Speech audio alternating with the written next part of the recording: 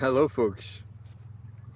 This is Delta Mike, down and out in Torrevieja. Delta Mike, that's me. Down and out, a hobo, a tramp, an indigent person, a person of no fixed abode. Torrevieja, that's a city on the southeast coast of Spain. Okay, folks, this is episode 26 of TrampCast, the weekly look into my life as a tramp, hobo, all those other words we just used, all those synonyms for tramp, and my life in Torrevieja. Apologies, folks, I may seem a little bit disorientated today. It's been a day. How are we doing for volume? Can you hear me okay? Are we okay? Can I even bring up the chat? Is there any chat? No chat yet. Hello, folks. Let's have some thumbs up, please. Stitch, how you doing, mate? I got your name right this time. Karen's in the house, of course she is. Okay, folks, the numbers are arriving. You're all good. Did you have a good birthday last weekend? I'm the man. Well, I'd like to think so, but some certain individuals with green sleeves would care to disagree. Buggers. We shall get to it, folks. We shall get to it, one step at a time. Okay, thumbs up if you haven't already. Consider subscribing. It's free. There's no charge. It just helps you to stay informed, to receive notifications when I release a video or when I'm about to do a live stream. If you haven't already, please consider a subscribe. Perhaps share a video out there. Perhaps share this out there. We're going to be here a little while. It's probably not going to be as long as some of the recent TrampCasts, but there's time for you to step away and open a new tab and share the link out there and tell other people all about it. Please. I'd appreciate it. This is going to be a bit of a... It's a strange week. It's been a strange week. We'll get to that when we discuss the themes and everything. But I'll give you a potted kind of... After the events of the last couple of weeks, with the old tent dying on its backside and the new tent arriving and all the attention that I received after the interview, this week was like a kind of a calming, a little bit of an anticlimax. And then today happened. How many of you seen the videos? How many of you seen the video from this morning? The bacon one. And thus get the reference for the name of this this particular show. Don't get me wrong, folks. I'm not anti-police in general. Just the specifics sometimes, you know? I personally think there are better things to do than to harass people who are living on land that nobody's complained about. But that's me. We'll get there. We'll get there. Okay, folks.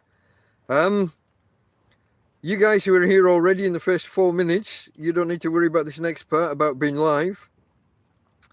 But if you're arriving here and it's not 1705 or 1706 or whatever, something similar in Spain, or 160678, whatever in the UK, if you're getting here late, check the bottom left-hand corner for the live, where the word live, and you're looking for a little red dot. If you see the word live and you don't see a little red dot, you need to touch the word live or click it with your mouse, whatever your preferred way of doing these things is, and that'll bring you up to date. I think I should do it that way. That'll bring you up to date with us, because sometimes when you join a live stream a little bit late, you join at the beginning, and YouTube just play funny buggers. So you might just want to watch out for that. I shouldn't be swearing so early in the stream. That will get me into trouble. Okay. Where are we, folks? Where are we? So, let's begin at 5 minutes. We begin as we always do with the numbers. This is episode 26 of TrampCast. Therefore, we'll do a few facts and figures about the number 26. Here's an interesting one. From my perspective, you might not think so. We're going to talk about this later. We might not carry on with the numbers, I don't know. You'll have to let me know whether you like them or not, or whether this is just me inflicting pain and misery on you. 26 is the only known integer that is 1 greater than a square number, but 1 less than a cubic number. Obviously 26 is 1 greater than 25, which is 5 squared. And it's 1 less than 27, which is 3 cubed. 3 times 3 times 3. There you go. In darts, 26 is known as the joke throw. You're aiming for the 20s. There's 1 and 5 either side. Can't remember which way around now. 5 to the left as you're looking at the dartboard. 1 to the right, I think. And you hit the 20, and your next dart clips that first dart and jumps off either to the 5 or the 1. In the second dart, you try and correct, and it jumps off and clips and goes the other way. Clips the other side. So you end up with 26, which is a very poor score for someone who knows what they're doing. Okay,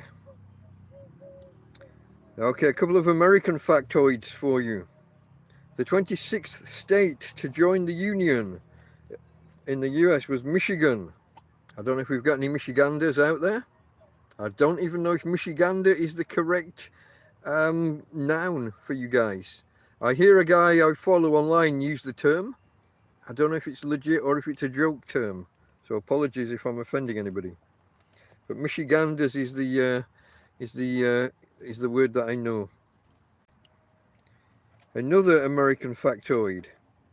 The 26th Amendment was introduced in 1971 and is known as the old enough to fight, old enough to vote doctrine or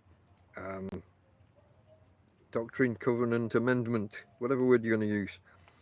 Basically, it was considered ridiculous that you could be old enough to go off and fight for your country and die for your country, but you couldn't vote. Because in some places the legal age was 20 or 21. So this amendment unified the age for voting as 18 across the entire United States. Now somewhere here I've got another one that's about America, and I can't find it. That's just me. Okay. Lost already, see? Disorganised. This has all been a rush, guys. I was still writing these notes a quarter of an hour before we went live. And at that point, I'd not even made the stream, I don't think. So here we go. Deaths. Notable deaths at the age of 26. Jean Harlow, the original bombshell blonde. And a more infamous one, I guess. John Wilkes Booth. This is the American one, isn't it? Assassinator of Abraham Lincoln in the theatre that day.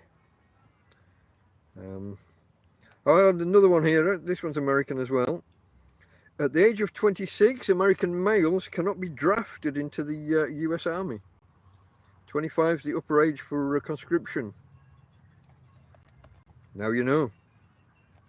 I'm sure that come a big enough need, new laws would be passed in a heartbeat, and that would all go away overnight. Okay, I think kind of finally here, there's a few factoids all about the same topic. Each week, there's always one from the periodic table. We've always got some chemistry in here, even though I literally know nothing about chemistry, guys. Nothing. I've mentioned this in the past. Acids and bases, I got left behind. It's pathetic, really. But I must have missed something somewhere. But here we are, 26 on the periodic table. The atomic number 26 is iron, Fe, which is short for ferrum. But we all more likely know the term because of ferrous metals. It is the most used and cheapest metal. Now I'm not sure which causes which there. Is it the fact it's the most used that makes it be the cheapest? Or the fact it's the cheapest that makes it be the most used? Or is it this next fact? It is the second most abundant metal in the Earth's crust. I think this is the way it's most used. The most abundant metallic element in the Earth's crust is aluminium, and that one was for hundreds of years impossible to extract from its various compounds. I think it was only when electrolysis was invented that it became worthwhile to do.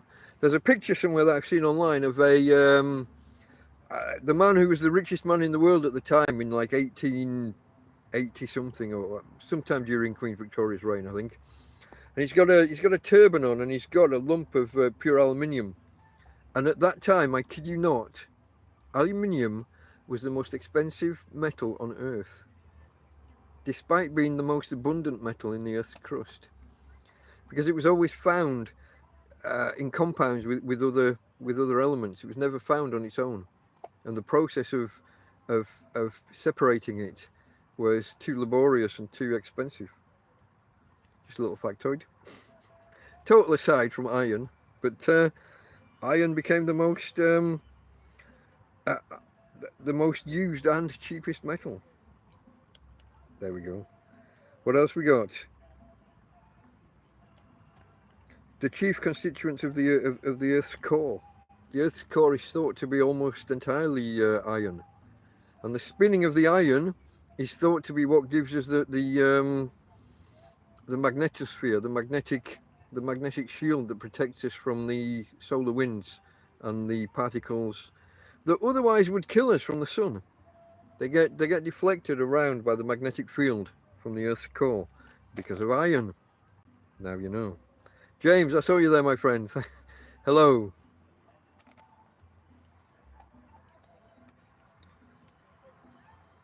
One of the earliest forms of which iron was made available to people, especially in more remote areas, was as meteorites. A lot of meteorites are heavy in iron. Meteorites apparently come in three classifications: stone, mixture of stone and metal, and the metal ones are like 60 or 70% iron. And this is why in some quite remote places they still had iron and its variant metals once you start doing steelworks and the likes. But some quite primitive cultures had iron and available to them, and it was often revered because it was a gift from the gods.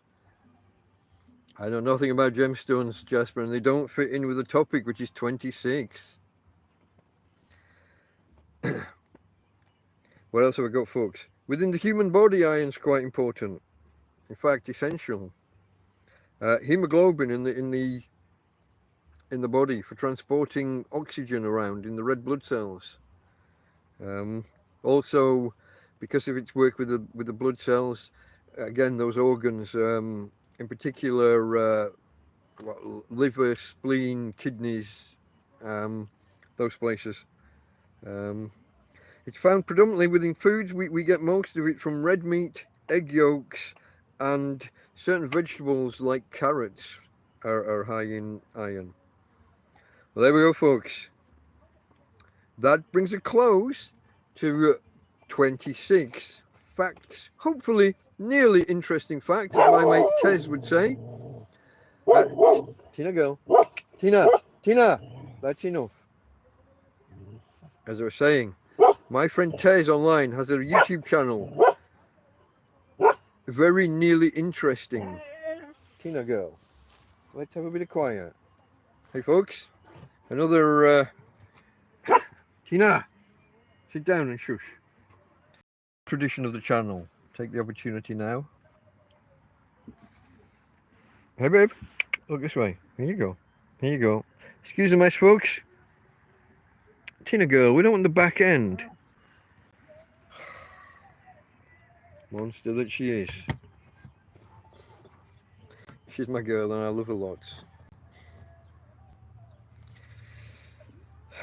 But,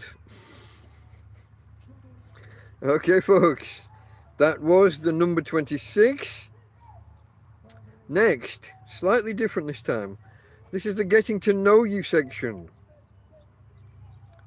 And this time, this wasn't a question I so much as saw elsewhere as one that I just wanted to expand upon something that cropped up a couple of episodes ago about where I lived as a child and people asking about my accent. I think this will be a little bit interesting if you want to know anything about me. You're here, so I assume some of you want to know something. I don't know, maybe. But so let's just. So I'm from Barnsley. Well, I'm from a village just outside Barnsley, 6 or 7 miles away from Barnsley, in South Yorkshire, in northern England. And my mum and dad were quite keen that me and my brother and sister speak properly, which was a challenge because if you've ever been to Barnsley or heard anyone from Barnsley speak, there's a lot of these and thous. Shut thee face, pass me my coit, that's your coat. Get a bucket of coal and put it on fire. That's a bucket of coal to put on the fire. Dinner's in t'oven. Your dinner is inside the oven. We had a lot of this. We when you start to learn other languages and you learn about they have the informal you and the formal you, and also plurals and things. We kind of had that in Yorkshire. We knew that the correct way to say something was hello you, or shut your face, or you know, if you're going to be posh. But we had these and thous. Shut the face. That's going to get punched on the nose in a minute. Lots of examples like that. We retained that informal you. And I think we're the only place in England that did, and maybe still does. I haven't been back in a long time, folks. Don't know a lot about it. Left when I was 15, visited once, haven't been back since. Life goes on, you move on. So like I said previously, we would holiday in Bridlington and Cleethorpes and over on the east coast, but eventually we jumped the Pennines to live in Morecambe, near Lancaster, in Lancashire, on the northwest coast. And again, you know, we tried to speak correctly and not adopt too much of the local language. Whereas in Yorkshire it was t'oven for the oven. In Lancashire it's more of a thoven. You th instead of just t, which we had in Yorkshire. I live on cliff tops, Jasper. You can't dig down very far. You can't get a tent peg in the ground. Digging's not easy. Bella's Lancashire based. Funny, I didn't pick that up previously. Okay. Now, in between all of this Yorkshire Lancashire thing, my parents, my father worked away, and for a long time worked in different towns and cities and around the UK, and he would go away for sometimes 3 months at a time, and every now and again he bagum, he bayek, aye. Every now and again my mum would get kind of depressed being away from him, and get this folks, she would jump in a taxi and take us to go see him. And she wouldn't call like an airport taxi or a specific long distance taxi. She didn't kind of know about such things. She just called the local taxi company. And we would drive, for example, from Barnsley to Penrith or Dumfries in a normal Hackney carriage, in a normal taxi, with a meter running. Get that?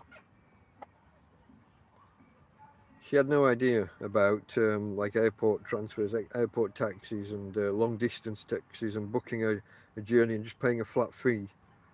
She didn't know about such things. But yeah, so we spent somewhere between 6 months and a year living in Penrith, near Carlisle, and then we spent almost a year in Dumfries, just in the borders of Scotland there. Jasper, I'm afraid not, my friend. There's a lighthouse near the port, but it's just a tiny little thing, and there's no access. So yeah, guys, we travelled around, and this is why my accent possibly is varied and difficult to place. People from Yorkshire often think I'm from Lancashire. People from Lancashire think I'm from Yorkshire. There's hints of other bits. Almost nobody would place me as Barnsley because my speech isn't all thee and thar and shut the face. So yeah, that's like I said, that's a slightly different aside, but it spun off from an earlier topic. I think it was 2 weeks ago. Well, was it 2 episodes? Yeah, 2 episodes ago. Okay, and the reason it spun off was because I talked about gypsy sites. When we went to stay with my dad would just be in digs in whatever cheap accommodation he could find. And this would often just be a caravan on whatever local caravan site was around. And we would often, these sites wouldn't be exclusively gypsy, but they would be predominantly gypsy sites. And so he would rent a pitch there or rent the whole caravan. Tina, go. Tina, it's just someone on a bicycle or a scooter. Just quiet. Just quiet. Just quiet. So yeah, we spent a lot of time with gypsies, and I'm not going to say anything bad about them, except there was quite a tribal atmosphere on the camps, a them and us thing, and people knocking on your doors at midnight and running away. And this would be grown men, beard up, they've got drink in them. And they're just running and hiding because you're not one of them. Yeah, the Appleby Fair and the horse. Is it a horse sale? Appleby Horse Fair. So yeah, we moved about a bit at times, but can you hear this music out here, folks? They're actually quite a distance away, but. It's quite loud, and when the wind's in the right direction, it carries here quite a bit. But when I walk outside, it seems to be miles away. Maybe something about the tent is focusing the sound. I don't know. So anyway, yeah, that's me. That's my childhood. I lived in a village. I was born and brought up in a village called Darfield near Barnsley. That's D-A-R and then field. Derived from the word for deer, apparently. To Deerfield. Darfield. Tina go. Every time anybody goes past. You should have seen her this morning with the Guardia Civil. We'll get there. Stop trying to push me onto topics I'm not ready for. It's all your fault. Whatever you do, guys, don't blame Karen. It's not Karen's fault. She's blaming herself, but it's not. Karen, it's not. It's always going to happen. Sooner or later. Okay, folks. That was the getting to know you section for episode 26 of TrampCast. Again, we're going to ask questions later about whether these sections are interesting or whether we should just be jumping in with the themes of the week and the week's events. We might be restructuring TrampCast slightly. I've had some advice from somebody, and I'm thinking of tinkering with the format. I know a lot of you guys jump in here, watch about 10, 15, 20 minutes and jump out again. And that might mean that I'm boring you. Sorry. Folks, if you haven't already, please consider it. Okay, next. Here's the thank yous for this week. No, no, nothing like that. No, it's not really Karen's place.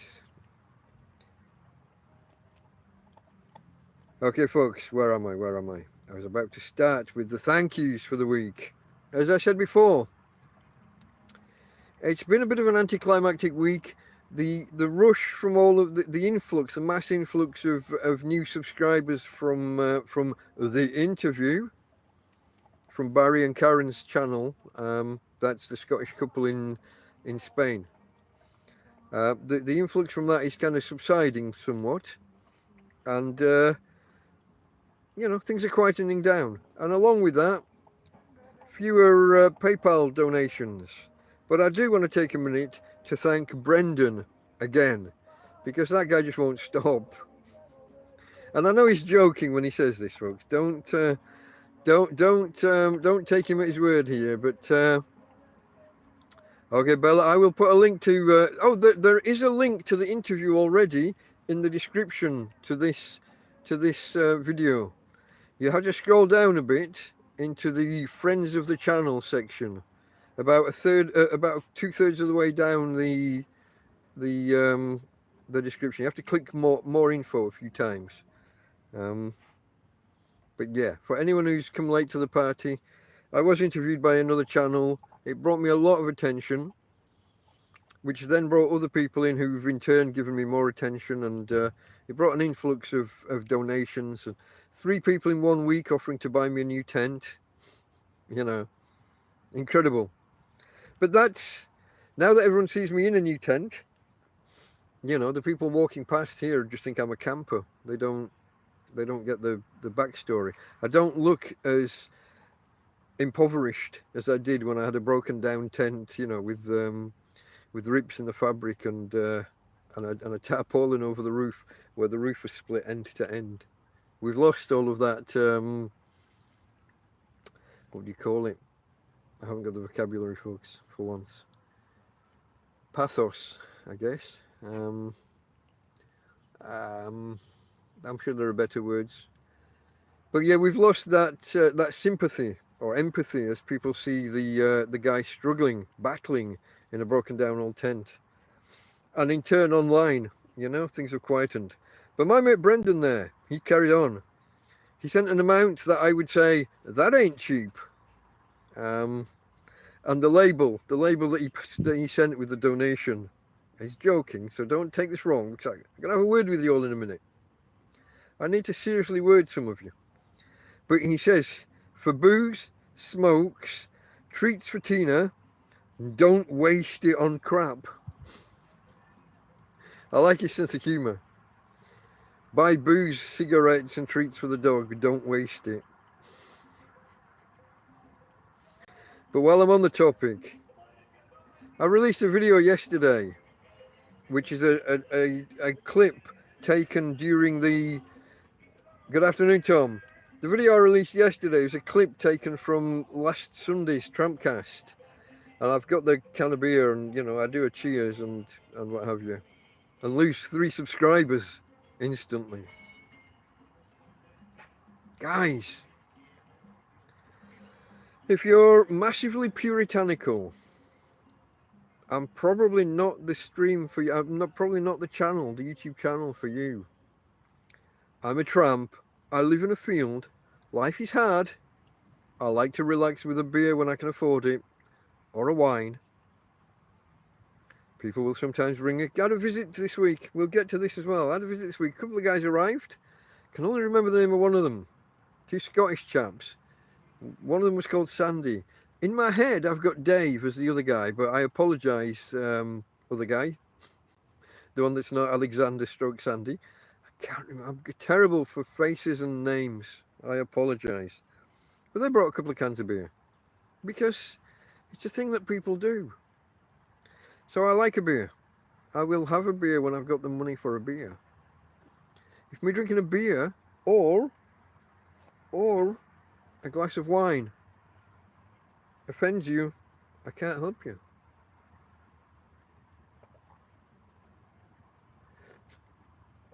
Cheers to everyone who sent money.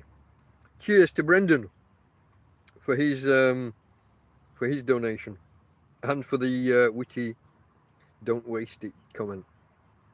And cheers to you guys, the subscribers and the viewers. In particular, cheers to the people that actually hit the thumbs up. Half of you guys that are here now didn't. What's wrong with you?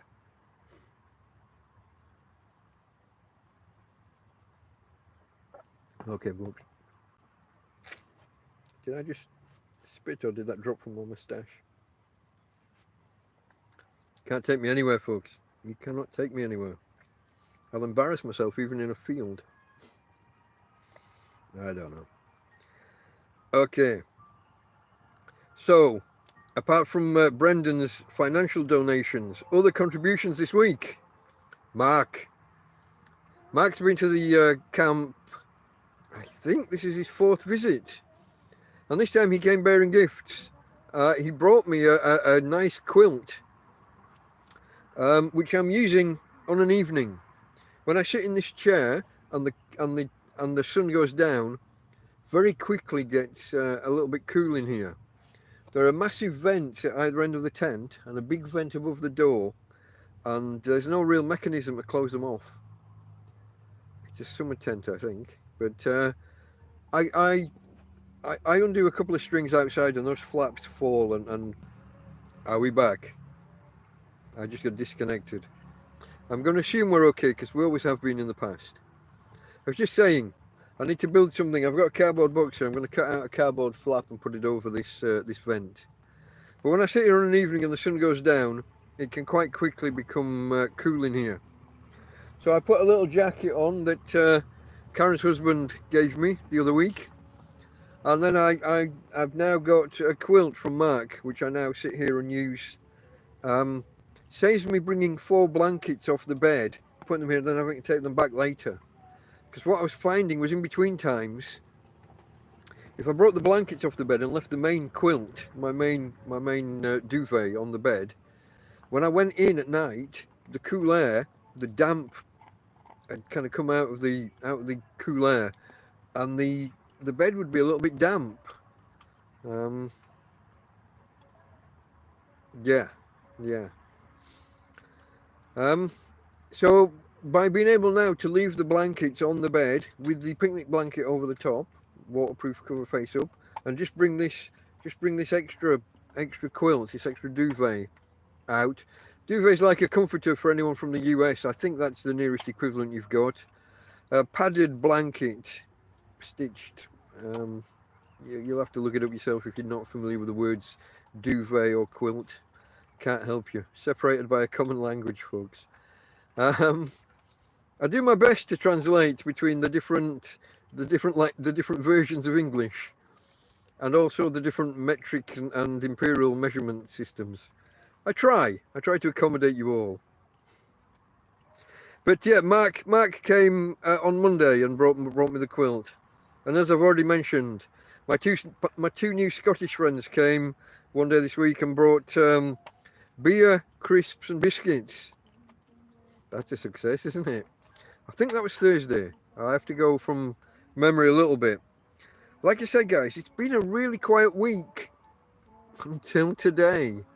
All been a little bit... Anticlimax is the wrong word. I need a better word. But it's just been a chill down. It's just a back to normal, quiet week. That's how I like to look at it and think of it. Until today. Just a quick straw poll. How many of you have seen the video from earlier today? 13 of you here now. How many of you have seen the bacon video from this morning? And it's not a cookery video. My friend Tom has seen it. I know Bella has. I don't even know who else is here. A lot of you are in lurker mode, aren't you? A lot of you haven't said hello yet and identified yourselves. Step into the light. Step forward. I don't bite. Unless you ask me nicely. I don't know why I said axe. I don't know where that came from. So that's 4 of you. 4 out of 12. The rest of you are lurking. That's okay. I lurk myself in a lot of... Hello there, Severy. Hello, Severy. Okay, so today was quite the day, but shall we? I think that was it for the thank you. Well, there's always Karen, but she's kind of wanting me to shut up and not keep hacking on at her. But thank you, Karen, for everything. She contacted me the other day, folks. I'm gonna spill the beans here, Karen. So Karen went home recently, and she's back already. The visit before last, she brought her mum, and her mum got ill, and then Karen got ill, and it kind of ruined the holiday. So the last time she was here, she came out with her family, her husband and daughter. But now she brought her mum back out because her mum didn't get a proper holiday. So she's doing her duty by her parents and giving her mum a holiday. But she contacted me. She says, "I'm in the not a supermarket. I'm in a department store now. What do you need for cooking? What do you need?" And I'm like, "What are you doing, woman? Like Yorkshire pudding tins or a cake tin or a whisk. These are the things that I kind of had. I think I had them in a list somewhere. And Karen's come back, and haven't got them yet. She's only just got back here, but thank you, Karen. Everybody say thank you, Karen, on my behalf, please. I'm gonna do the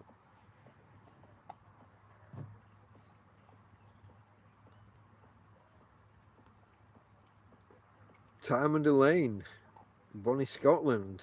Are you in a motorhome now? Are you permanent? Is this a van life thing? That's interesting if it is. You maybe could share some experiences of solar and whether to go Jackery, Bluetti or EcoFlow. I'm gonna do a supercut one. I'm gonna clip all these parts where I'm harping on about solar. I'm gonna put into one video and try and convince these 3 companies to let me review a unit or 2, preferably with a $900 electric fridge. The EcoFlow Glacier is my leading contender. Bluetti, you're gonna have to start competing. Contact me if you've got one for me to check out. Jackery, to be honest, guys, I feel like you've been left behind. Unless you've got something new out there, Jackery, that you want to let me know about, and I'm prepared to do the unboxing and the whole review thing.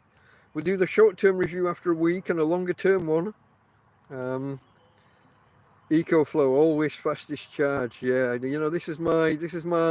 I think they're the leaders in the market for the charge rate.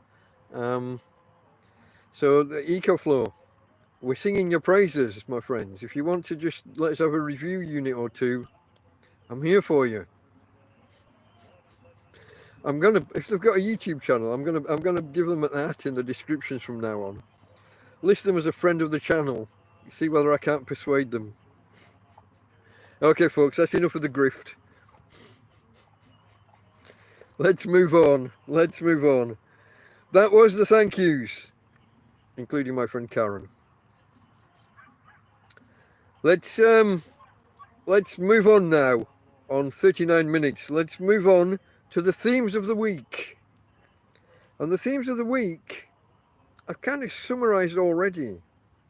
Kind of a nothingness, a still, a calm. If you've seen, I've done 2 videos this week about peace and tranquility. I think one was from a cliff top and one was from down on I'm going to call it a beach, La Playa. It's not really, it's all stones, rocks. But peace, tranquility, calm after the storm was what I thought until this morning.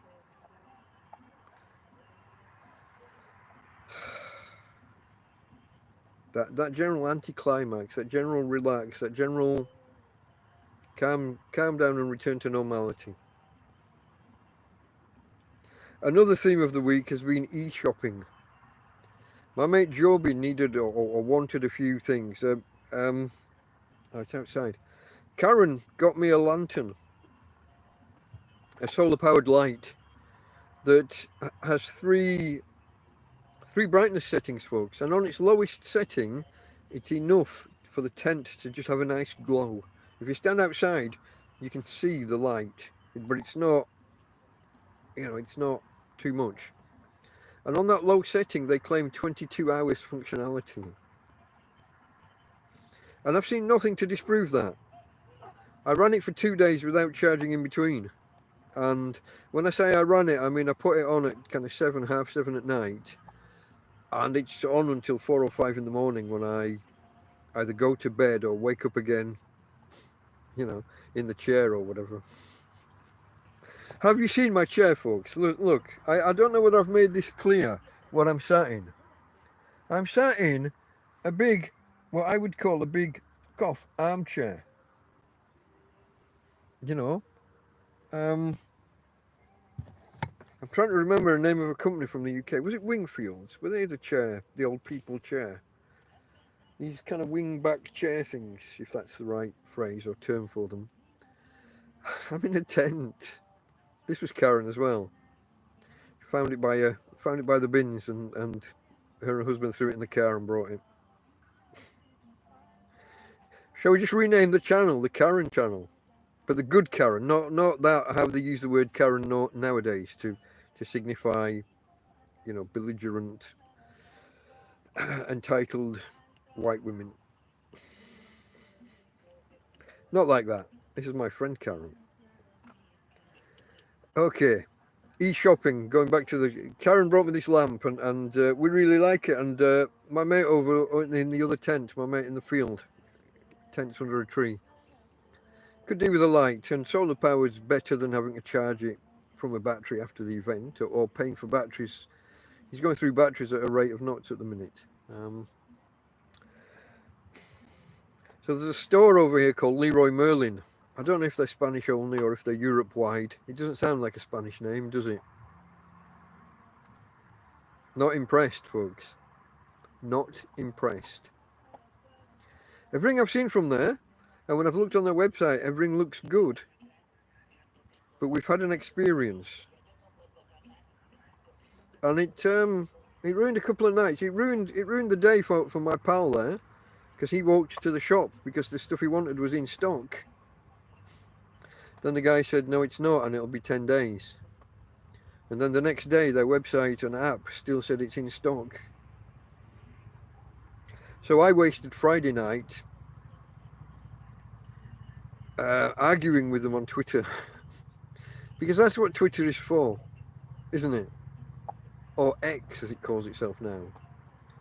So I don't know whether your messages are called tweets or excretions. At the minute, I'm calling my messages over there excretions. I have every belief that their products are actually good. I have every confidence that their products are good. It's kind of the service and the mismatch between the website and the app telling you that there's 18. So not just 1 or 2. This hasn't sold out before he got there. They've got 18 of this one specific lamp in stock. Costs 16 or 17 euros. We've seen it in action. We think it's good. He goes to buy another. The website says it's in stock. The app says it's in stock. He walks there, 35-minute walk there. 10-minute argument in the shop kind of thing. And a 35-minute walk home. That's a big chunk of the day in the afternoon sun. And they've been shoplifted of 18. It's not California. And their Twitter people just 4 times I was asked what the problem was. If you go read the conversation, it's a circular conversation. I think I'm chatting with a bot, which just adds to the frustration even more. Anyway, I'm not supposed to be giving you the details. I'm giving you the themes for the week. There's a bit of e-shopping going on. There's a bit of this I said last week about wish lists. Once you start with an idea, so going back to me again rather than my mate, I've got an idea to up the power of the solar panels, to get a bigger and better solar panel and a slightly bigger battery. And maybe buy one of these 12-volt cooler boxes to use as a fridge through summer. To keep butter, margarine, cola. Maybe the occasional can of beer. Who knows? It gets hot. If you watch my video where it hit 50 bloody degrees in the last tent. 50 degrees Celsius. I did the calculation a few weeks ago. 50, double it, knock off 10%, that's 90, add 32, 122 Fahrenheit. Inside my tent is what I'm expecting. It is indeed colder underground, but I live on top of cliffs which tend to be made out of fucking solid rock. You want to lend me some dynamite? I'm all ears. And I'm sure the Guardia Seville would be as well, guys. I do have a big mattock type thing, a big pick. From my mate Damien back in the day. Shout out to Damien. I've built up quite the set of equipment, guys, over the months. Picks, scissors, fishing rods, chairs, 2 sunbeds, coffee tables, a rug. I got a carpet in here. The tent itself, of course. 2 mattresses, multiple quilts. The laundry bin that you're sitting on top of now to watch me, and the actual bin. Multiple plastic boxes to keep Ratus and his smaller cousins out of my food. I've got a survival sleeping bag, a survival jacket. I must have 6 jackets now. 4 or 5 pairs of footwear. 18 pairs of socks that I haven't even worn. This is why when the police want to move me on, it's not as simple as that. It's not simple. Caves make great homes. Not when they're facing the sea and the wind's whipping up and blowing the waves in. I know guys here who live in caves. Caves in the mountain, yes. Caves next to the sea, not so much. Not so much. And they've got mice in them, their caves. I've watched them running around on the little ledges. I've sat in the caves. I know what they're like. Okay, e-shopping. That was all an aside. That was all an aside from e-shopping, wasn't it? Me and my refrigeration needs, and I'm on foot, Jasper. 380 kilometers. Carrying this chair is going to be difficult.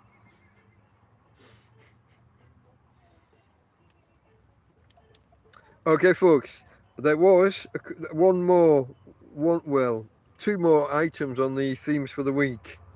Tidying the camp has carried on apace, although not as much as I would have liked after this morning's events.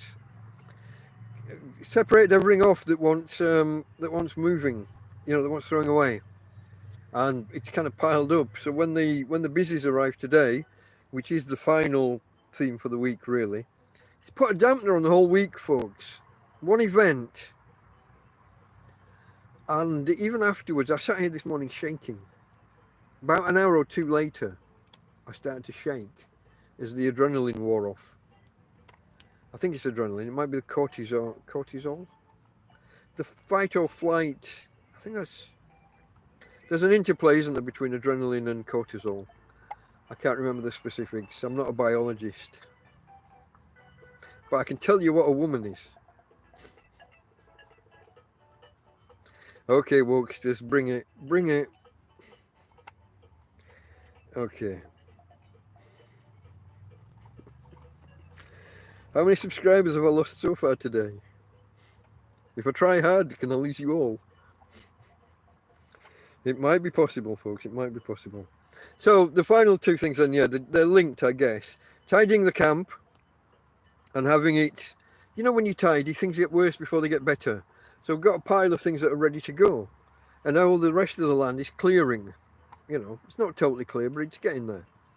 But we haven't taken everything away because when we went over to the bin, everything that was next to the bin, which you're not supposed to do really anyway. So here I am admitting on video. But everything that was piled next to the bin was from here. So we decided to, me and my oppo over there, he's the Robin to my Batman, we've decided. We decided not to take everything over at once because that might just get too much attention. So we held off till they've cleared away, and then we're going to take another batch across, wait for them to clear it, take another batch. But then when I've got four guys in jackboots in the camp here this morning, and we'll talk about whether they should have even been in the camp. This is my domicile. This is my abode. This is my place of residence. And as far as I know, it's Spanish. It's private property. It's not my private property, but that's a separate question. Should they have stepped off the road at all and into this private property in order to interrogate me and ask me questions and ask me to identify? I have serious questions about that. And indeed, at one point, I raised the matter, and they looked a little sheepish and took about 3 steps backwards each, but didn't leave because they're not going to climb down that far, are they? There's ego involved, folks. Once they've committed, there's ego. We'll get to it. But I would have rather that the place was a little bit tidier when they got here than having all the bad stuff piled up. Like, it's like a big signpost. Here it is, here it is, here's all the stuff, here's a pile of rubbish. I should have listened to some of you guys maybe and cleared up, you know, previously, earlier. Karen. Okay, folks, those are the themes for the week. Here we are now, 52.5 minutes in, and we're about to begin the week proper. Now, I will apologise at this point, at this juncture. The week was so kind of calm and boring. I didn't make notes for much of it. They're not as in-depth. I've gone back and kind of retroactively tried to pad the notes and fill in what we did on which day. You'll see, some of these days have got nothing listed really. But that's a good thing. You should see the notes for today. Boring is good. I always say this when people ask, what kind of Christmas did you have? The answer should always be quiet. Quiet is good. If you've had a hectic Christmas, it means family arguments and a load of rubbish that we could all do without. Quiet is good. Interesting, I mean, that's an ancient, I think it's a Chinese curse. I used to think it was an Arabic curse, but may you live in interesting times is actually a curse. Because interesting means things have gone wrong. Interesting means bad. This week was uninteresting. Today was very interesting. And probably with consequences this next week. We'll get to it, folks. Stop rushing me. If you haven't already, if you've just arrived, and I see the numbers, I see numbers fluctuating. People are leaving and arriving all the time. Do us a favour, folks.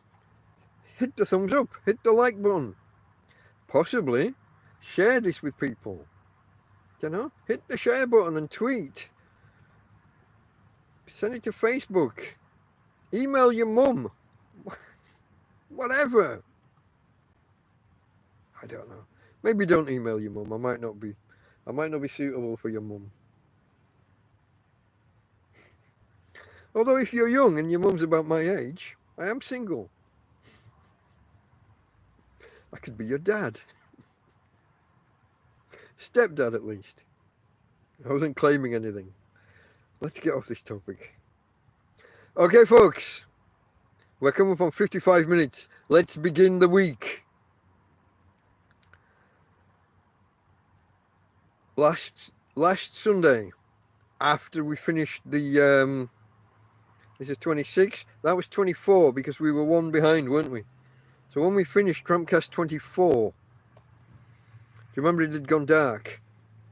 And all my doors and windows and everything were open to get the air in. It was cold, folks, and I'd not realised because I'm sat in a warm chair. But, you know, I'd not been putting my jumpers on and shirts on as it got cooler. And I was bloody freezing at the end. I've said this now for about the last 6 episodes, so I'll probably stop saying it. But I literally could not get warm. I tried the trick of eating some food, you know, having some chorizo sandwiches or bread and aioli. Something, just to put something in your stomach and then get wrapped up and under the quilt on the chair. And even when I got into bed, I got into bed with a coat on. And it's only when I got into bed, about half an hour after I got into bed with a coat on, that I started to feel warm. But by then I was kind of, as soon as I got warm, I was asleep. Because that's what happens when you're cold and living in a field. Hey, Tina. Come here. See whether we can do this, folks. No, she's going to run away again, look. Tina? You didn't say hello properly before. Tina? Hello. I don't know if you caught that, guys. That's my girl. That's my girl. Okay, so that was the Sunday night after the live stream.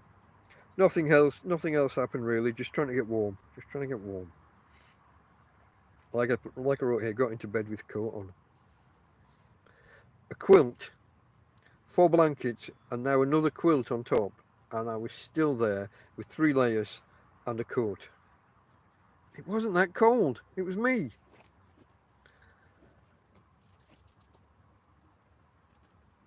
He spent many years in We Wouldn't Be Druv. I'm going to try and place that kind of... I'm going to guess Northern. Although you could tell me Midlands and I could believe that as well. But I'm going to say Yorkshire. We wouldn't be druv. We won't be driven. We won't be... I don't know. We wouldn't be druv. Correct me if I'm wrong. That would be my guess. But I have a bias towards Yorkshire for obvious reasons. Okay, folks. That was Sunday night. Asleep with a coat on. So Monday. It's the motto for Sussex. Wow, okay. That's a bit more southern than I would have placed it. Yeah, I got the driven thing, yeah. Oh. That could easily be Yorkshire. Okay. Let me get back on topic. So, Monday, I spent all day just thinking about how I needed to get TrampCast, because we'd done TrampCast 24, which was for the not the week immediately prior, but the week before that, because we'd missed one. So I wanted to get back on course. I wanted to do another TrampCast 2 days consecutive, but the weather here just wouldn't let it happen. Tina girl, get out.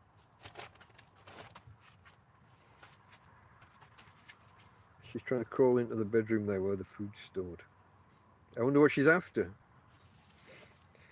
It is that time. I would normally have fed her right before the TrampCast, but I was running late, guys, so she'll have to bear with me.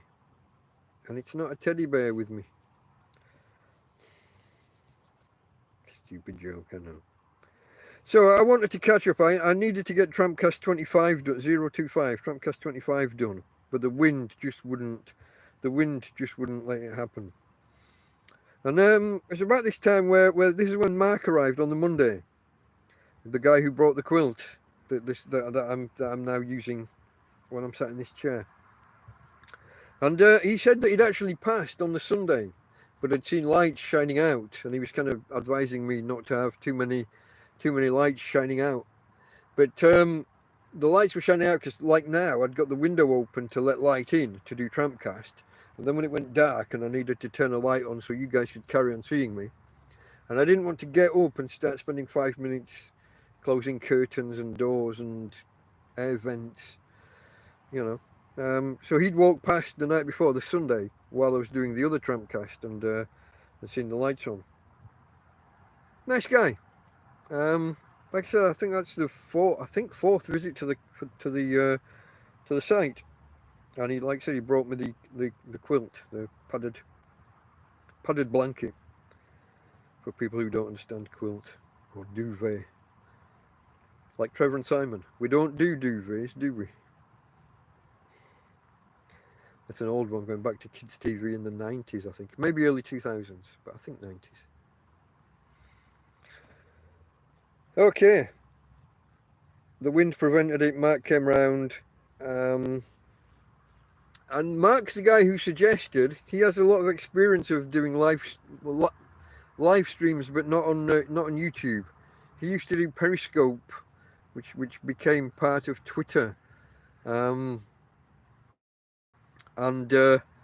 he used to broadcast to tens of thousands of people by all accounts. So his advice should be kind of listened to. He kind of thinks I should maybe shorten TrampCast, get into it quicker, not have like the numbers section and the getting to know you section at the beginning, which is just me padding until more people arrive. Because when I first start the stream, there'll be 2 of you there, maybe 3, sometimes less. So I need to pad and allow time for people to arrive, for YouTube to get the word out. Or at least I think I do. His advice is to just punch, get into it, get straight into this that I'm beginning now, almost 1 hour in. He thinks I should get into that in the first couple of minutes. And then anybody arriving late can watch it on replay later and catch up with what they missed. So I'm considering this, guys. I don't know. I'd welcome your opinions, and I may put up a poll in the YouTube community section to try and get your thoughts on what do you think the ideal length is for these shows. Is it half an hour, 1 hour, 2 hours, 3 hours, more? You want more? Please, sir, can we have some more? You'll have to let me know. I'm going to be guided by you guys. You're my audience. My supporters. Still trying to come up with the right word. Somebody floated the idea of disciples not long ago. I think it was me. But I think that might be me. That might be my ideas of grandeur. But I lean more towards 2 hours as an ideal, but I'm biased, so I'm not going to say. Whoops. Okay, folks. So this was Mark. I was talking with Mark, and he was you know, making recommendations. That was Monday night, and shortly after that, off to bed because, you know, the night was drawing in.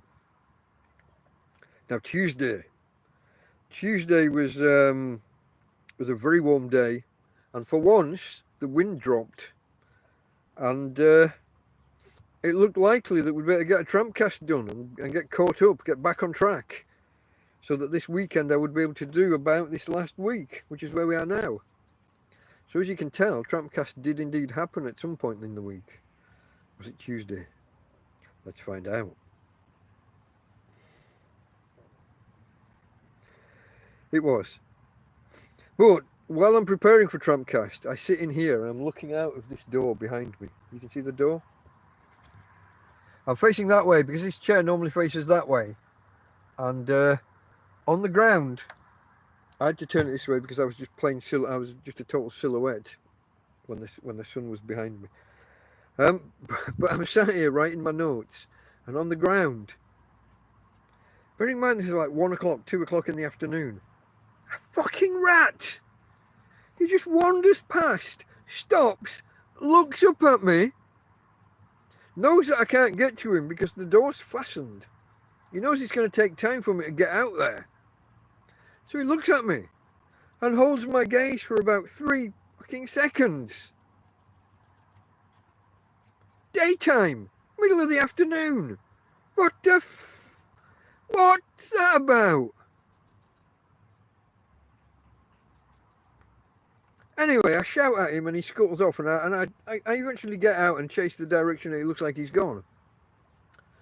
Can't find him. 5 minutes later, I hear a rustling under the bushes at this end of the tent. So I go out and I look and I see movement on the ground, moving quickly. Now, there are some birds here that do this, that run along the ground like that, but this kind of, only caught a glimpse, but kind of look rat-shaped and being so close in time, in proximity to the sighting that I just had. And it ran around the back of the tent here, in the bushes. So did I, clambering over the bloody wires and almost falling over into the tent. That would have been a disaster. But I stayed on my feet and I clambered along in the bushes back here that I don't normally go in. And I could notice like little pathways, little, let's call them rat runs, shall we? For want of a better term.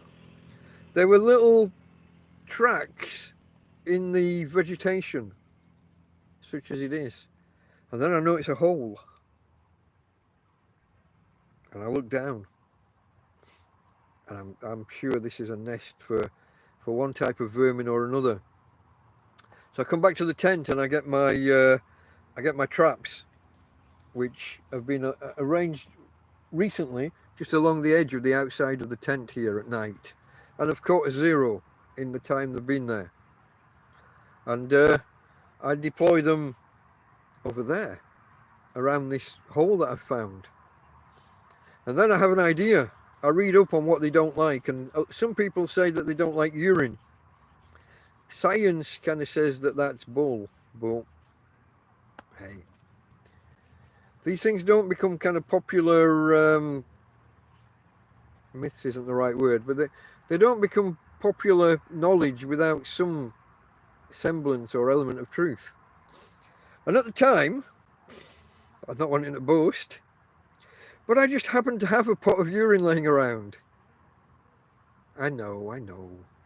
But sometimes you just can't go in public in the daytime. You have to just, bottle it up. So, middle of the afternoon, I stagger out there into the bushes, trying not to trip over the various tent guidelines and what have you. And I pour some down this hole. We had that conversation last week, I believe, my friend.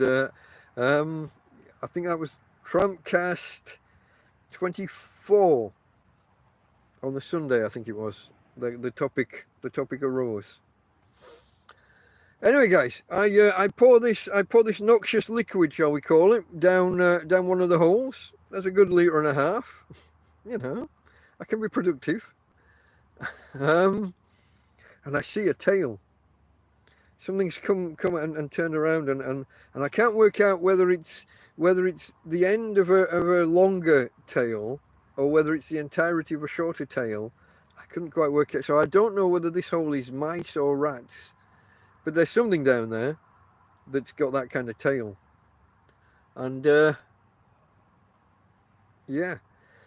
And I also found about a yard, a metre for you metric folk, to the right of it, a second hole. And there are probably others, but I found the 2 so far.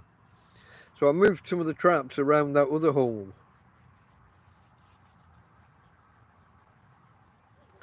Tricky topic, my friend, tricky topic.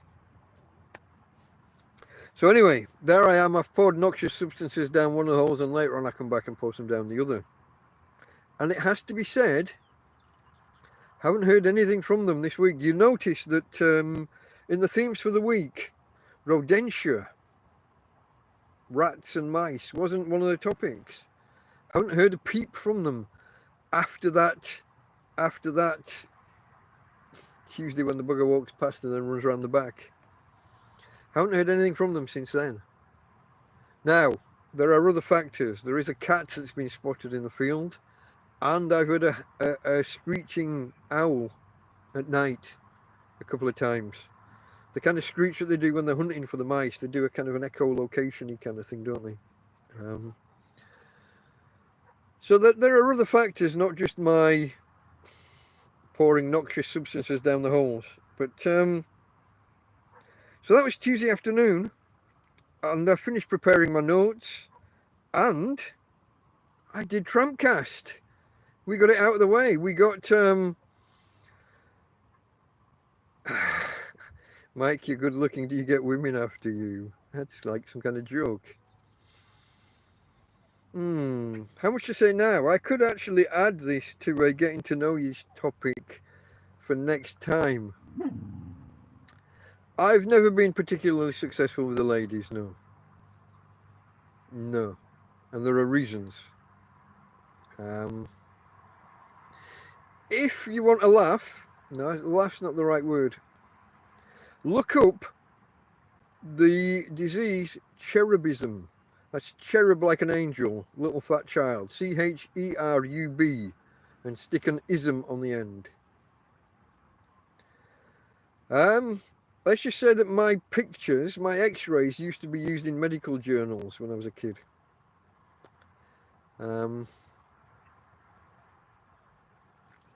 But this harkens back as there I go again with my archaic language.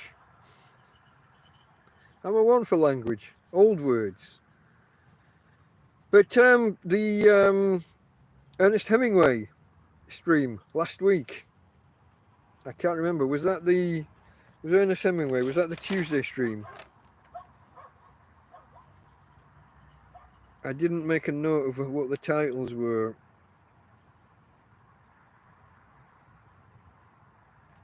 I think it was. I think that was the Tuesday one. I look apparently. Well, I say apparently. I've seen the pictures. Indeed, harkens back to the days of yore. That's my kind of language. Thou dost agree with me. I find thine comments most agreeable. But Ernest Hemingway, I found somebody made the comment, and Karen got the pictures and sent them to me. And when I was looking at them, I literally had to work out why I don't remember having those pictures taken. Because it wasn't me, obviously. It was Ernest Hemingway. But fuck. YouTube community post on the topic, and also the thumbnail to one of the recent TrampCasts. The picture on there is him, not me.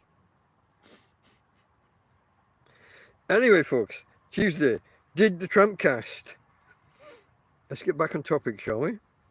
Did the TrampCast, and again, just like last Sunday, really enjoyed it. I'm kind of, I don't know if it's just me, guys. You know, maybe you're not enjoying them. Maybe this is why sometimes the watch time per person is below 20 minutes. Sometimes it's a little higher, around 30.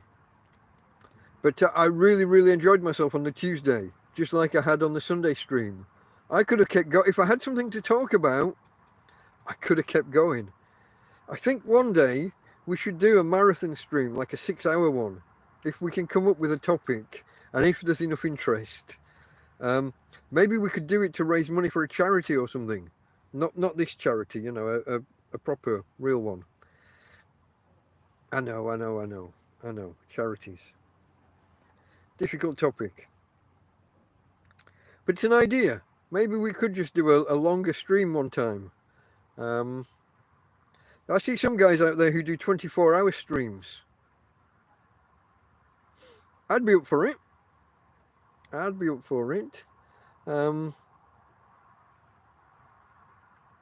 lost me there, Jasper. I don't know what the second part of your comment means.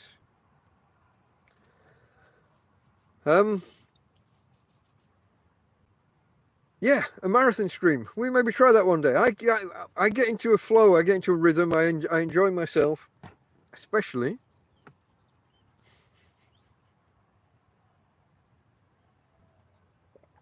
Have you seen the state of the glass? Like, here's the wine, and look. Now I do have enough water. I should actually. It's been on the list, the to-do list all week, is to wash all of my plates, side plates, saucers, cups, pans. Looks like blood. There are those of a certain religious persuasion that would go that route. It is a Sunday after all. The face disorder, yeah, with the what do they call them? Not grommets. There's a word, granuloma. Basically lumps in the cheeks, both top and bottom. It can be all over the place. It can be uneven. I regularly used to get asked by school teachers when you got a standing teacher, they would drag me out to the front of the class, determined to find that one kid who had gobstoppers in his mouth, big sweets, because my face was puffy cheeks. People used to make jokes about hamsters storing food or whatever. People literally, guys, I didn't want to go into this now. People would literally, when you have the class photo done, you have individual photos of each kid, which the parents can buy, and one with the class. Half my class would hand the picture back. Sorry, miss, my mum and dad say that the picture's spoiled because of that kid in the front row, or back row, wherever. That's one of the things. My brother's got particularly much more bulbous than me because there's a bone pushing the eye up. The name cherubism apparently comes from the fact that this get the way, it's something like sclera, the white part of the eye that's not the is that the iris, the big coloured ball. The white part is more visible because the bone pushing up from the cheeks will push the eyes up, and you'd see white. Even when someone's looking right at you, their eyes would be pointing up, and you'd see white under the eyes. And this heavenly, looking towards heaven, was supposed to be a feature of the cherubs, the little angels, the fat little angel kids. So that's supposedly the derivation of the name. So yeah, that goes back to lack of success with women. Lack of confidence as a kid. If I walked into a room and everyone was laughing, this wasn't just like there was a good chance they were actually laughing because my face. If I walked into the local sweet shop and there were two girls in front of me, they'd start sniggering. And it wasn't like, oh, he's good looking, oh, ask him out. That's not what it was. It was, my God, look at the face. And a common phrase would be, nice legs, shame about the face. Anyway, this should all be part of a getting to know you section next time. We'll cover this in more detail if you want. Nothing wrong with my face. The beard covers a lot and hides a lot. No, I've grown into it. I had an operation when I was 16. I had a lot of the bone ground away here.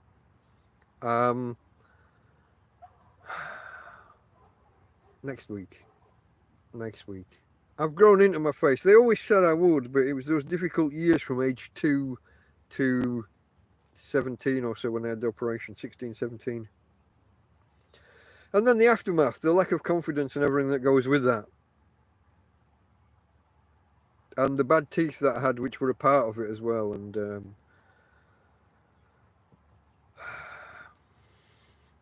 the beard's coming off. I should have. Karen left the electronic clippers here last week, fully charged. I was supposed to have taken it off before now. Don't worry, I can take a joke. It's all right. Captain Birdseye, we made the same reference was made a few days ago, maybe a week or two ago.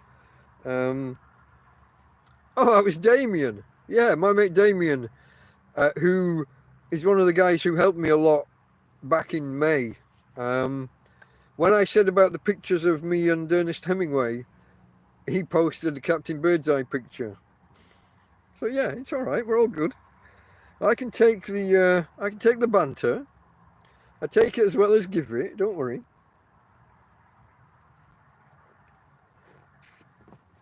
No feelings were hurt in the making of this podcast. Okay. So all that was by way of me saying, sorry guys, I got no teeth, so sometimes it kind of dribbles out a bit after I've finished drinking. I know. You can't tell I don't have any teeth in. I'll prove it to you one day. I've got all my own teeth. I keep them in a bag over there. And they're plastic. And I have lost more than one set since I've been in Spain and had to buy new. I know. Okay, so that was Tuesday night, TrampCast, and cold, and the tent open again, and all. Oh, we did it outside, didn't we? I was cold outside. Um, oh, the beard's probably going. But I do have a thing with my top lip where it was cut once when I got. Oh, again. Separate topic. Saving people's lives. I've saved more than one person's life in the past and put my own in danger doing it.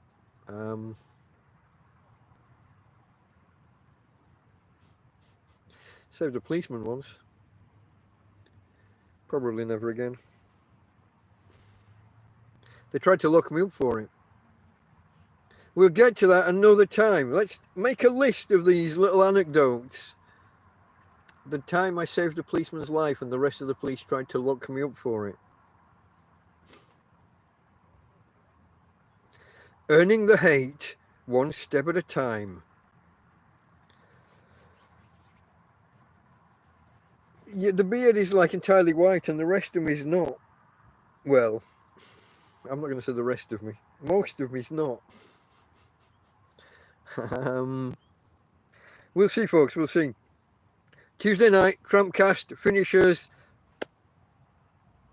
Yeah. Let's go Wednesday.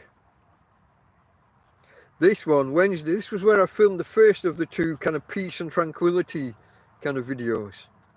And I did that, I don't know why, it just came over me while I was doing it. I was videoing the sea. And I was watching the waves, just lapping at the rocks. And I gave it a little bit of that in the voice. It's calming, it's serene, peaceful, and tranquil. And you know, I just a little bit of that kind of slightly hypnotic, maybe ASMR, I'm not sure. Don't ask me what that means. Google it if you don't know what. It's nothing bad. It's totally suitable for work. You know, it's not a bad term. ASMR stands for something like autosomal meridian response or reflex. It's basically that tingle that you get from the top of your head down your spine when you hear something that sounds nice, good, relaxing, peaceful. A bit like when you get a massage and it's all nice and you just get the tingles. So I'm told. No, not like that. Spine, top of head. Some of you. I know you better than you know yourselves. Okay, so that's when I do the Wednesday morning at the seaside, that video, which does okay. Not as stunning as some of the other videos recently. Certainly not as stunning as this morning's. That one is competing with the two from the other week. The day before the tent went, when I was saying thank you and goodbye to the tent, and the one where we took the tent down and put the new one up. Those two went like no video I've ever done.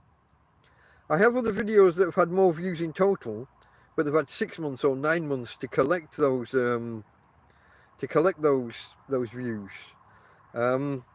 These ones, the ones 10 days ago, whenever it was I got the new tent, those ones flew like nothing, and this one is competing with them right now. So if you haven't shared it out there, folks, I'd appreciate it. If you find this morning's video about the bacon visit, I'd appreciate a share and a retweet. Bella did. Bella has retweeted it already. I've done a few videos out and about in the past, but I had to pick a focus for the channel. Is it a touristy channel showing you all the sights and sounds? I think there are other people that have kind of got that covered. A certain Scottish couple do an awful lot out and about. I decided to make this more just about me. So when I do go somewhere, I will do if I'm sat on one of the benches at the top of the cliffs over yond. I cake language again, folks. Over yond. I do a kind of an afternoon with a tramp or afternoon with a hobo. YouTube doesn't like the word tramp. But I could get out and about a bit more. It's an option, especially now that summer's coming. Although Tina doesn't like the heat too much. Okay, she's lying down behind me. Shall we see if I can give you a view? I can't point the camera myself, but I'll see if I can. Tell me if you see her. Hey, Tina. Oh, did you see her, or did it all go wrong? It looks like it might have all gone wrong. We'll get another shot of her before we end.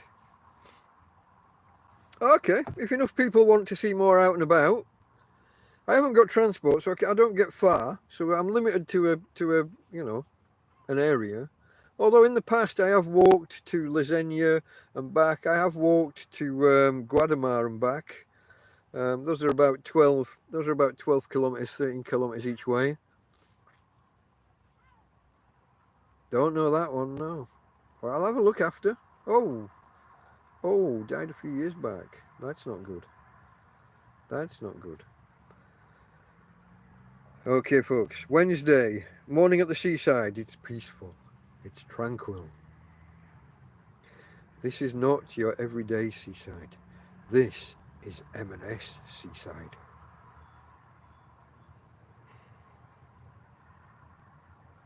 Okay, after that video, I think I slotted it together and tried to release it as quick as possible. But I'm not sure whether I got it out. I'm not sure whether I got it out the same day or not, or whether I wait until the next morning. My notes are incomplete, you see. So little happened, I couldn't be bothered writing notes, and now I can't remember any of it because I'm old. But me and my oppo here, me and my mate, we spent the rest of the day tidying and reorganising some more in the camp, and preparing some things for taking away. And then I think that night we carried a batch of stuff over to the no, you're not. You've done more than enough, Bella. But we carried some more stuff over to the bins once darkness fell, and that was okay. And we spent a good few hours looking at Temu. It's all in the pronunciation, which should be pronounced pronunciation, but it's not pronounced pronunciation. I get confused. Do you? How do you pronounce that? It's all in the pronunciation. The English language is balmy. I can see why the Americans want to simplify it. I've done a lot of walking and looking for other possible locations, Jasper. The thing is, before you go, you don't know who's going to take offence at what. You don't know where your water supply is going to come from. You don't know whether the Guardia Civil are going to invent new laws like they've tried here 3 times in the past. You can't camp within so many meters of a water source, and they determine that the sea is a water source. But not for drinking, it's not. Not without treating and all sorts of shenanigans. So that fell by the wayside. Then it was environment. You're damaging the environment. They arrested me, took me away, released me the next morning, and then never did anything, and I never heard about any of it again. So it can't be that important, can it, the environment? It's bullshit. So anyway, you don't know, when you see a spot, you don't know what they're going to object to or why. And they're not. It's not like you can ask them, hey, how about if I go here? Will you leave me alone? Because they're not going to leave you alone. Doesn't matter what you do or where you go. Which is why I just set up a spot here, plonked myself here way back and said, here I am. You know? And also by just doing that, I get seen by people. They see when I need help. If I go somewhere else that's more remote or more hidden, I could die in a ditch and no one would ever know. Got to think about these things. Okay, folks. My mate wants to buy things. We're shopping on Leroy Merlin and Temu, as we've discussed a couple of times already. But we've got ideas. He's got things that he's got a little bit of money still from when he came here. It's going to run out soon, but he's got a little bit. And so if you can spend a little bit to make life more comfortable. I, on the other hand, have got a little bit spare left over because of the generosity of all you guys. The people who found me after the interview, you know, I know there's a lot of you guys who've been here a while who help as well. Don't want to denigrate you, you know, don't want to diminish your contributions.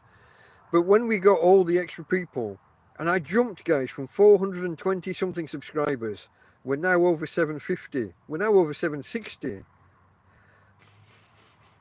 We lost 3 yesterday, like I said, but we're gaining them back again already. We've replaced them. But from 420 to 760 some, 770 nearly, that's a heck of a leap. And a lot of people saw me for the first time, saw that I needed help and wanted to help. And I'm sat on a little bit of money still. Like I said, I paid half towards this tent. Karen and her husband wanted to pay for it entirely. I couldn't let that happen. So I kind of refused until they accepted a contribution from me on behalf of you guys, you know, from the money that you've sent. But I'm still sitting on a little bit. And there are other things that that might help. So like I said, it's going to get hot again soon. Some kind of cool box or fridge, especially if it's electrified, you know, if it's electric and can keep cool. I don't want to run it 24 hours a day. It's not necessary overnight. But get it cool through the day, through the peak of the day, when you need a cold drink or when you want your butter and margarine to not melt. Keep a little bit of veg from going off too quick. That kind of thing. Just a small, you know, like a cooler box you would take on a picnic. Tina is generally okay with the heat, to answer your question. Generally okay, but in summer I will carry a spray bottle of water and spray her down. She doesn't like water. She hates water. She won't go in the sea. Very rarely. We went to a dog beach once at Santa Pola, and she did jump in the water and swim out to me then. But she got to me and she didn't know really how to swim. So she's doing the doggy paddle. She gets to me and she got to me and she just went straight to me, clung to me, gouged all my chest and my arms. There was blood everywhere. And of course, you're in the Mediterranean. Sharks, guys, sharks. And I'm out in the sea and I have to carry my dog back to the beach. I'm dripping with blood, like literal dripping, not just scratches. I'm dripping with blood. Death and destruction. One day she will be the death of me, and when that happens, it's okay. It's okay. I'm at peace with that. If it happens, like the other week when she ran away and she ran down the cliff to the beach, to the rock pools, and I ran after her and almost went.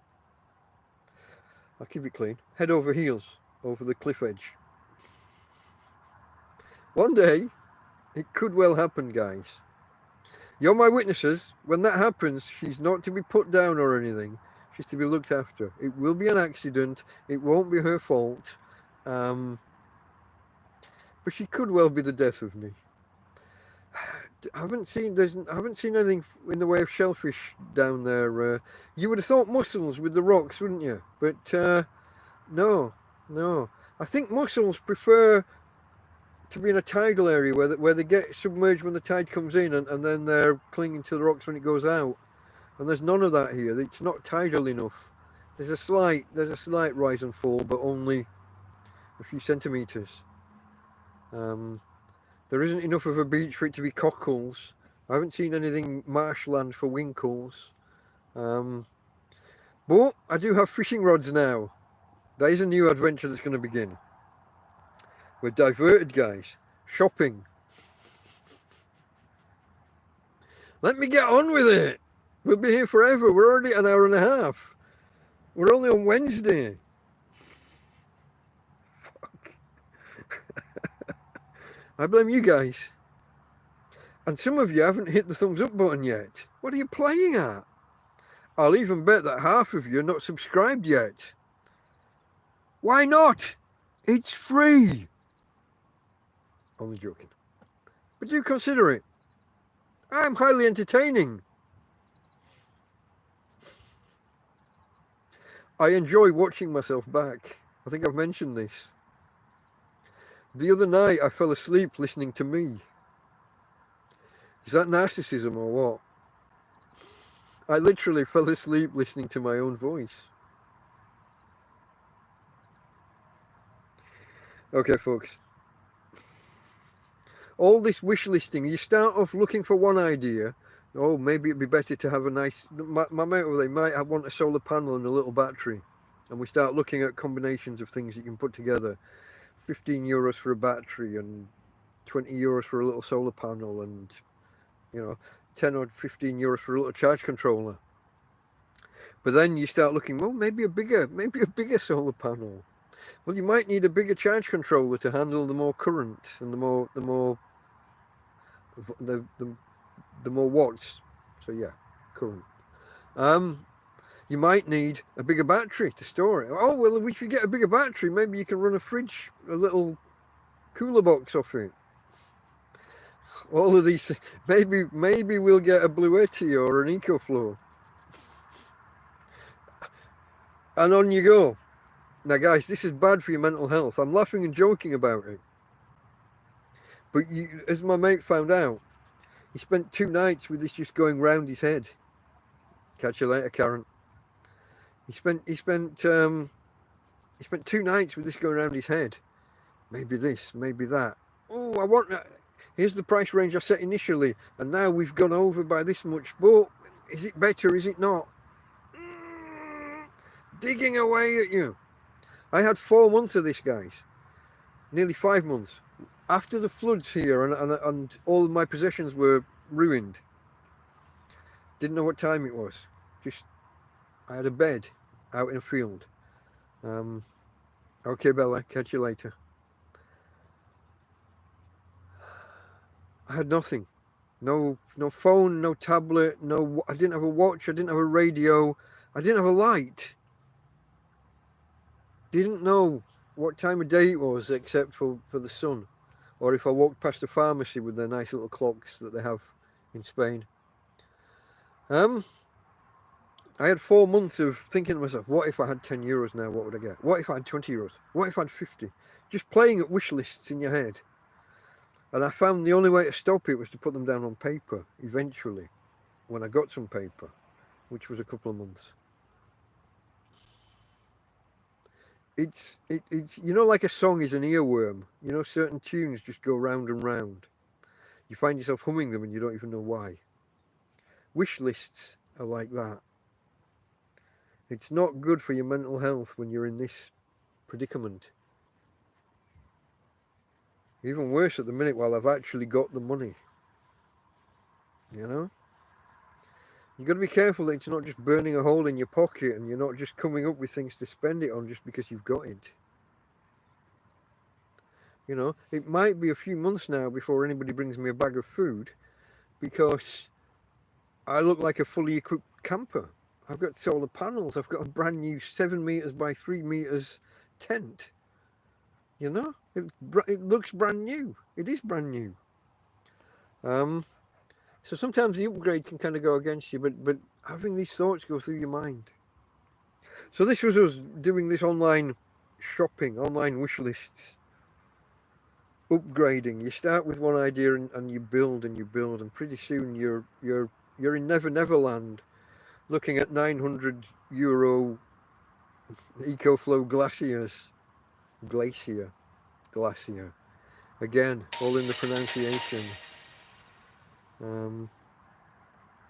It's hard, but yeah, it's a good lesson on looking after your money and mental fortitude, toughness, getting on with things that you need to get on with, ignoring things that can be ignored, putting up with unwieldy authorities.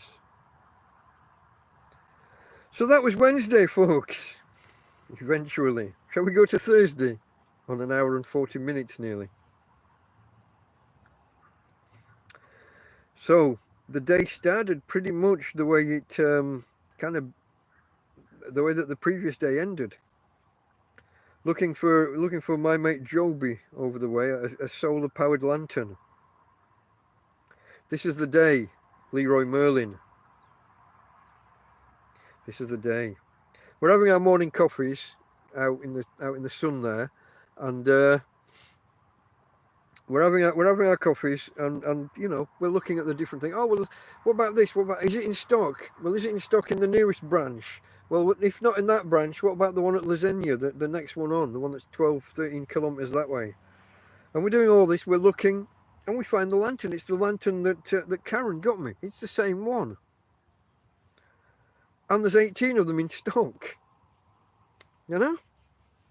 And we're looking and we're thinking, we're looking at alternatives, and we're looking at whether to go just for a self-contained lantern or whether to go the solar panel battery charge controller, do a little solar system, a little solar thing then that you could then use to recharge batteries and things, and then, you know, just use the little lamp he's already got. So we're using all this, we're looking at all this, and you know, in the end, he decides to just go to the shop, ask them what's in stock, and ask, you know, and go get. He's going to get that lamp, and it's a 35-minute walk. They say it's not in stock. They don't even check the computer in front of him. We've been looking. The app and the website say it's in stock, and the man just says no. I know the one you mean, but no. He's like, well, can you order it from another shop? Can you get here? I'll get it tomorrow or something. Be 10 days, a week to 10 days. In this day and age, a week to 10 days to bring in stock of something that your site says you've got 18 of. So Milado comes away, 35, 40-minute walk home, you know, angry. This was really the story of Thursday. So much so that I came into the tent here, and I'm getting on with things, and I don't even bother turning my solar panels that we pointed them at the morning sun. Okay. It's 4 o'clock in the afternoon. The sun's moved from over there to over there. These panels have had no sun on them for the last 2 hours or more, none at all, and a dwindling amount, you know, for 2 or 3 hours before that. So, and even worse, my light, my lantern, my solar powered lantern, I've not even put it out. It's sat in the bloody bedroom. So 4 o'clock I suddenly realise and put these things out. Turns out, no problem.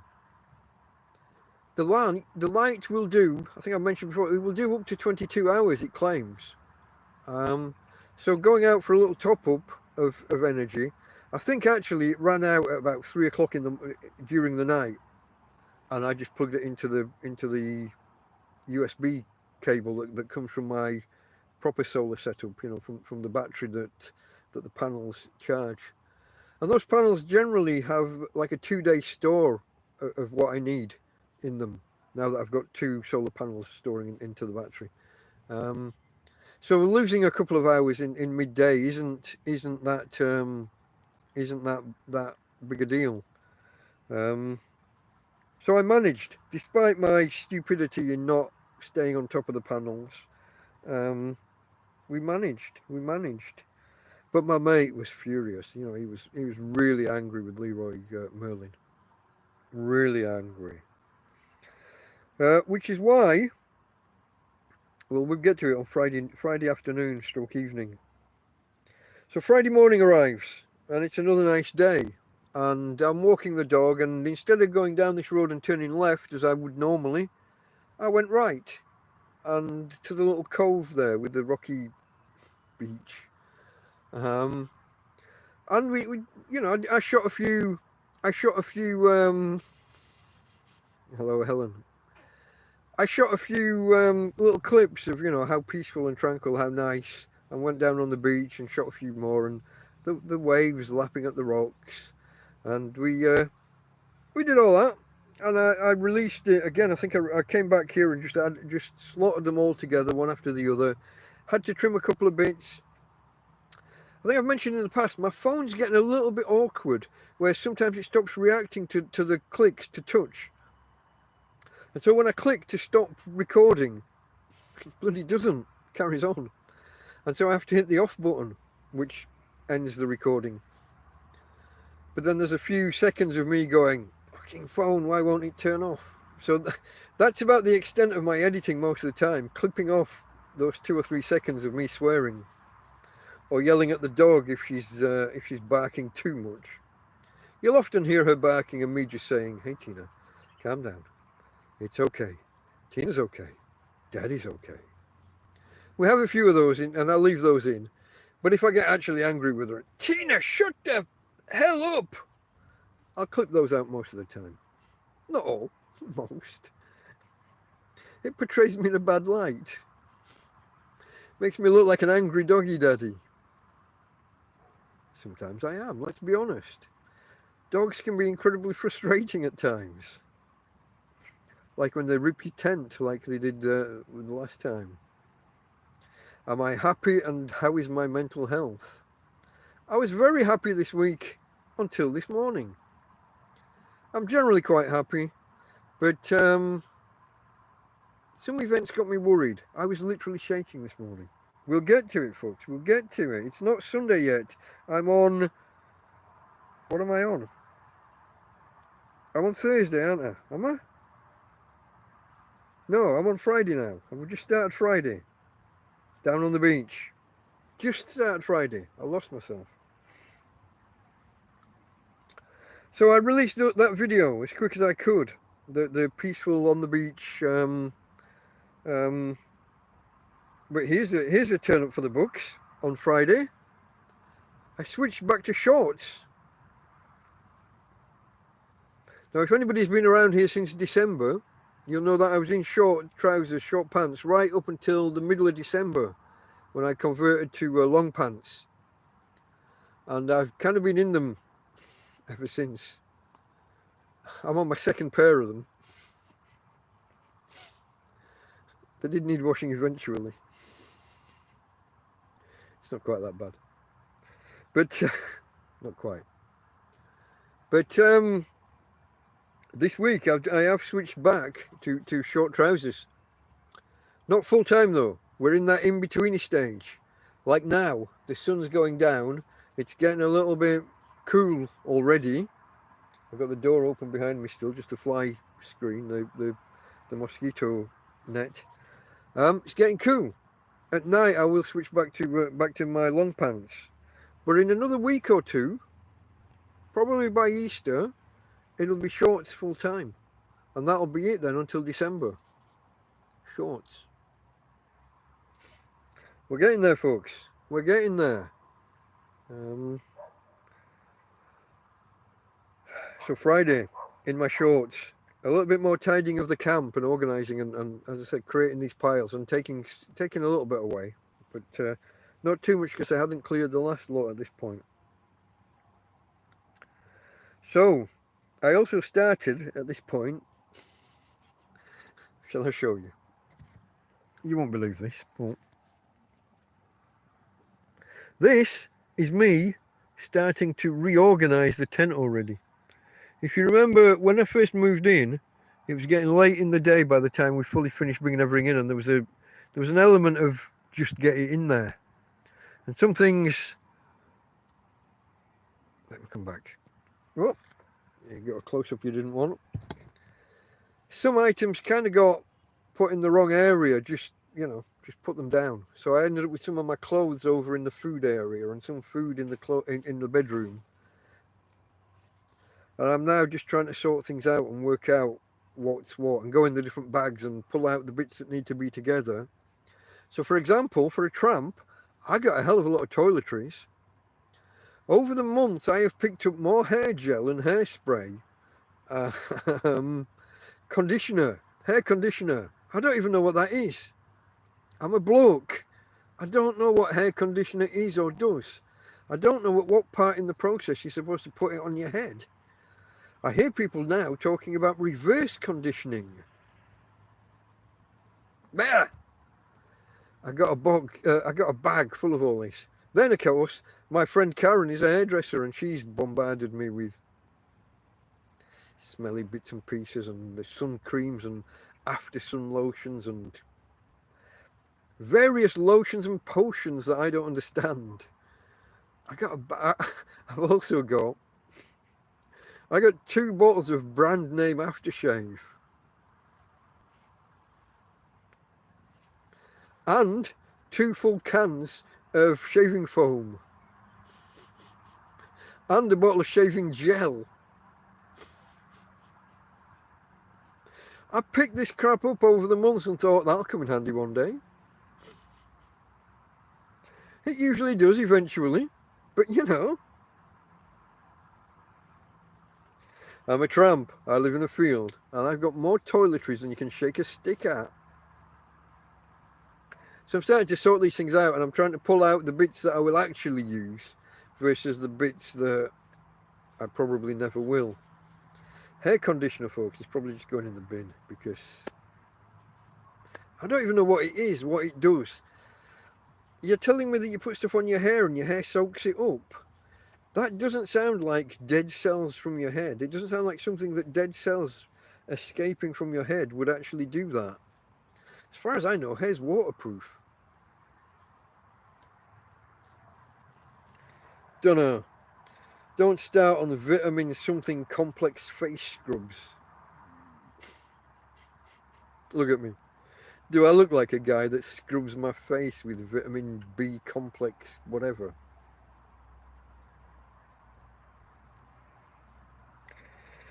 Okay. So, sorting out things inside the tent. And as I said, a little bit more urine for the rodents at one point. Because I figure if it is keeping them away, and it does kind of look like it might be, then keep trying it until it doesn't. You've got to either prove or disprove the hypothesis one way or the other, haven't you? So I found the nest. I'm pouring bottles of noxious liquid down there. We'll see whether it works. And we'll see. We'll see.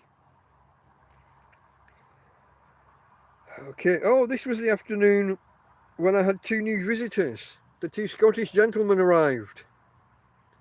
And for the life of me, I can't remember the first guy's name. I do apologise if you're out there, my friend. I know that you said that your wives watch as well. I remember the second gent was called Sandy. Alexander, Sandy.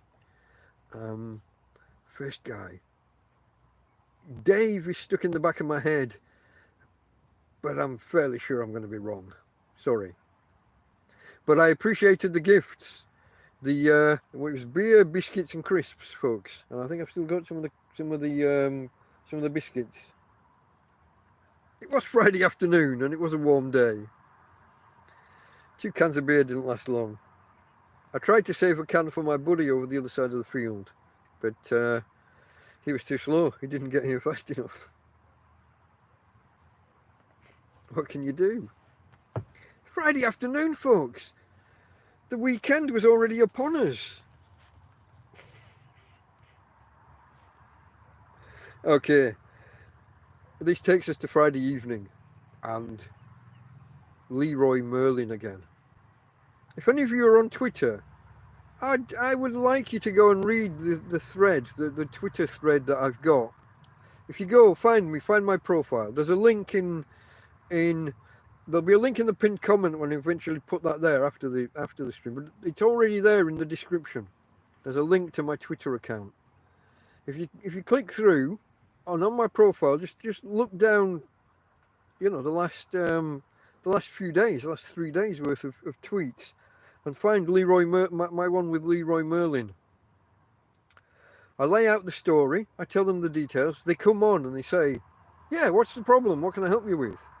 I'm like, that thing that I just gave all the details about already. No, I can't see that. Can you tell me all about it? Type it again. We go around in circles, and eventually they kind of branch off on another lady who joined in saying how she bought a whole kitchen and has got handles missing, and went into the shop and they wouldn't give a new hand. You know, they wouldn't replace the missing handles. Replace the missing handles? That's not the right sentence construction. They wouldn't provide the missing handles. So they start trying to sort her out and ignore me for a while. Then they come back and they say, why were we here again? What's your problem? So I give the details again. And the guy says, "Hey, yeah, you can check stock levels online," and he closes the ticket kind of thing. And I said, "Whoa, what about the fact that online said that you had the bloody stock?" And my mate walked 30 or 40 minutes there and 30 or 40 minutes back, and was told it'll be a week or 10 days. I said, "What about that?"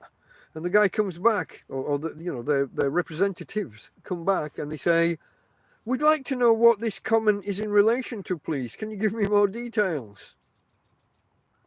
What the fuck? Ah! Friday evening. It's lucky I'd had a beer. I was kind of calm, because that would have aggravated me to hell. Leroy Merlin, I think your products are quite good. Your processes, your procedures, your linking inventory levels with your website and your app stink, and so does the attitude of your staff. Not a happy bunny. Ruined my Friday night. So as a lot of you will know, Friday nights for me is one of my entertainment nights. One of my actual favourite programme of the week, Friday Night Tights. I was too wired. I couldn't settle and just relax and enjoy what was happening. I couldn't relax into it. So I kept just coming out of it and dipping back in, and in the end I just didn't bother dipping back in. So that just passed me by. So Leroy Merlin, you ruined my Friday night in more than one bloody way.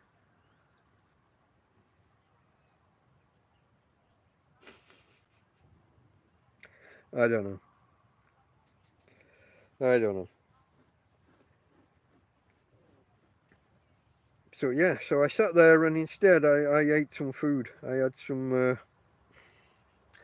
baguette and chorizo, and a little bit of bread and aioli, or alioli, however you want to pronounce that. I'll go the Spanish way, aioli.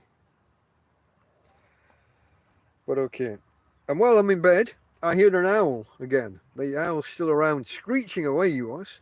Screeching. Now there's a couple of reasons an owl will screech like this. One is when he's hunting, if he's that kind of owl. But another one is if he's protecting his nest. He or she is protecting their nest. I'm not sure. It was quite a distressed sounding batch of screechers. But I don't know. He might have been circling and hunting. I don't know. But he's a magnificent beast if ever you see him. Back a year ago, when I was living here and laying out in the field with no cover, with no shelter, I'd see him land on these power poles here. And he'd land with his wings right out. And when he wanted to take off, and he starts to flap them, and then he kind of drops from the pole, and he beats, and you can hear the beating of the wings. Magnificent beast with huge wingspan, very powerful beastie. I'm happy to see him here because of the rats and mice, you know. He does this. He comes around for like a week or so, and then he disappears for a while. So yeah, that was my Friday night, listening to the owl, being a little bit wired, and not getting to watch my favourite entertainment of the week. Still haven't watched it. Maybe I'll have a go tonight. Although I often spend Sunday nights playing back TrampCast and listening to it. Narcissistic beast that I am. Maybe. Okay, folks. Into Saturday. And I wake up with the realisation that we've passed 750 subscribers. And I've been trying for this. This was one of the things all week it wasn't happening. The new subscribers were arriving a little bit slowly. Like I said, everything returned to normal. And normal was maybe it had been as low as 3 or 4 new subscribers per week before the interview. And now, as Jas was pointing out, the numbers are just rising and rising. Like I said, yesterday we hit 765, and then it fell to 764, fell to 763. This morning, it fell to 762. It's because I released that clip from Sunday's show where I had, if you're playing along at home, drink.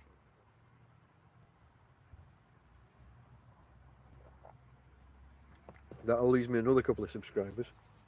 And when I clip this section and release it as a separate video, it'll lose me a couple more. You just have to understand, folks, I'm talking here for 2 hours. We just hit 2 hours.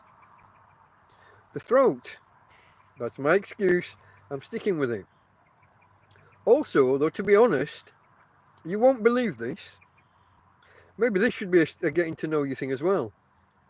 I'm actually quite shy and quiet. I know, right? It's true. This kind of gregarious, talkative guy that you're seeing here,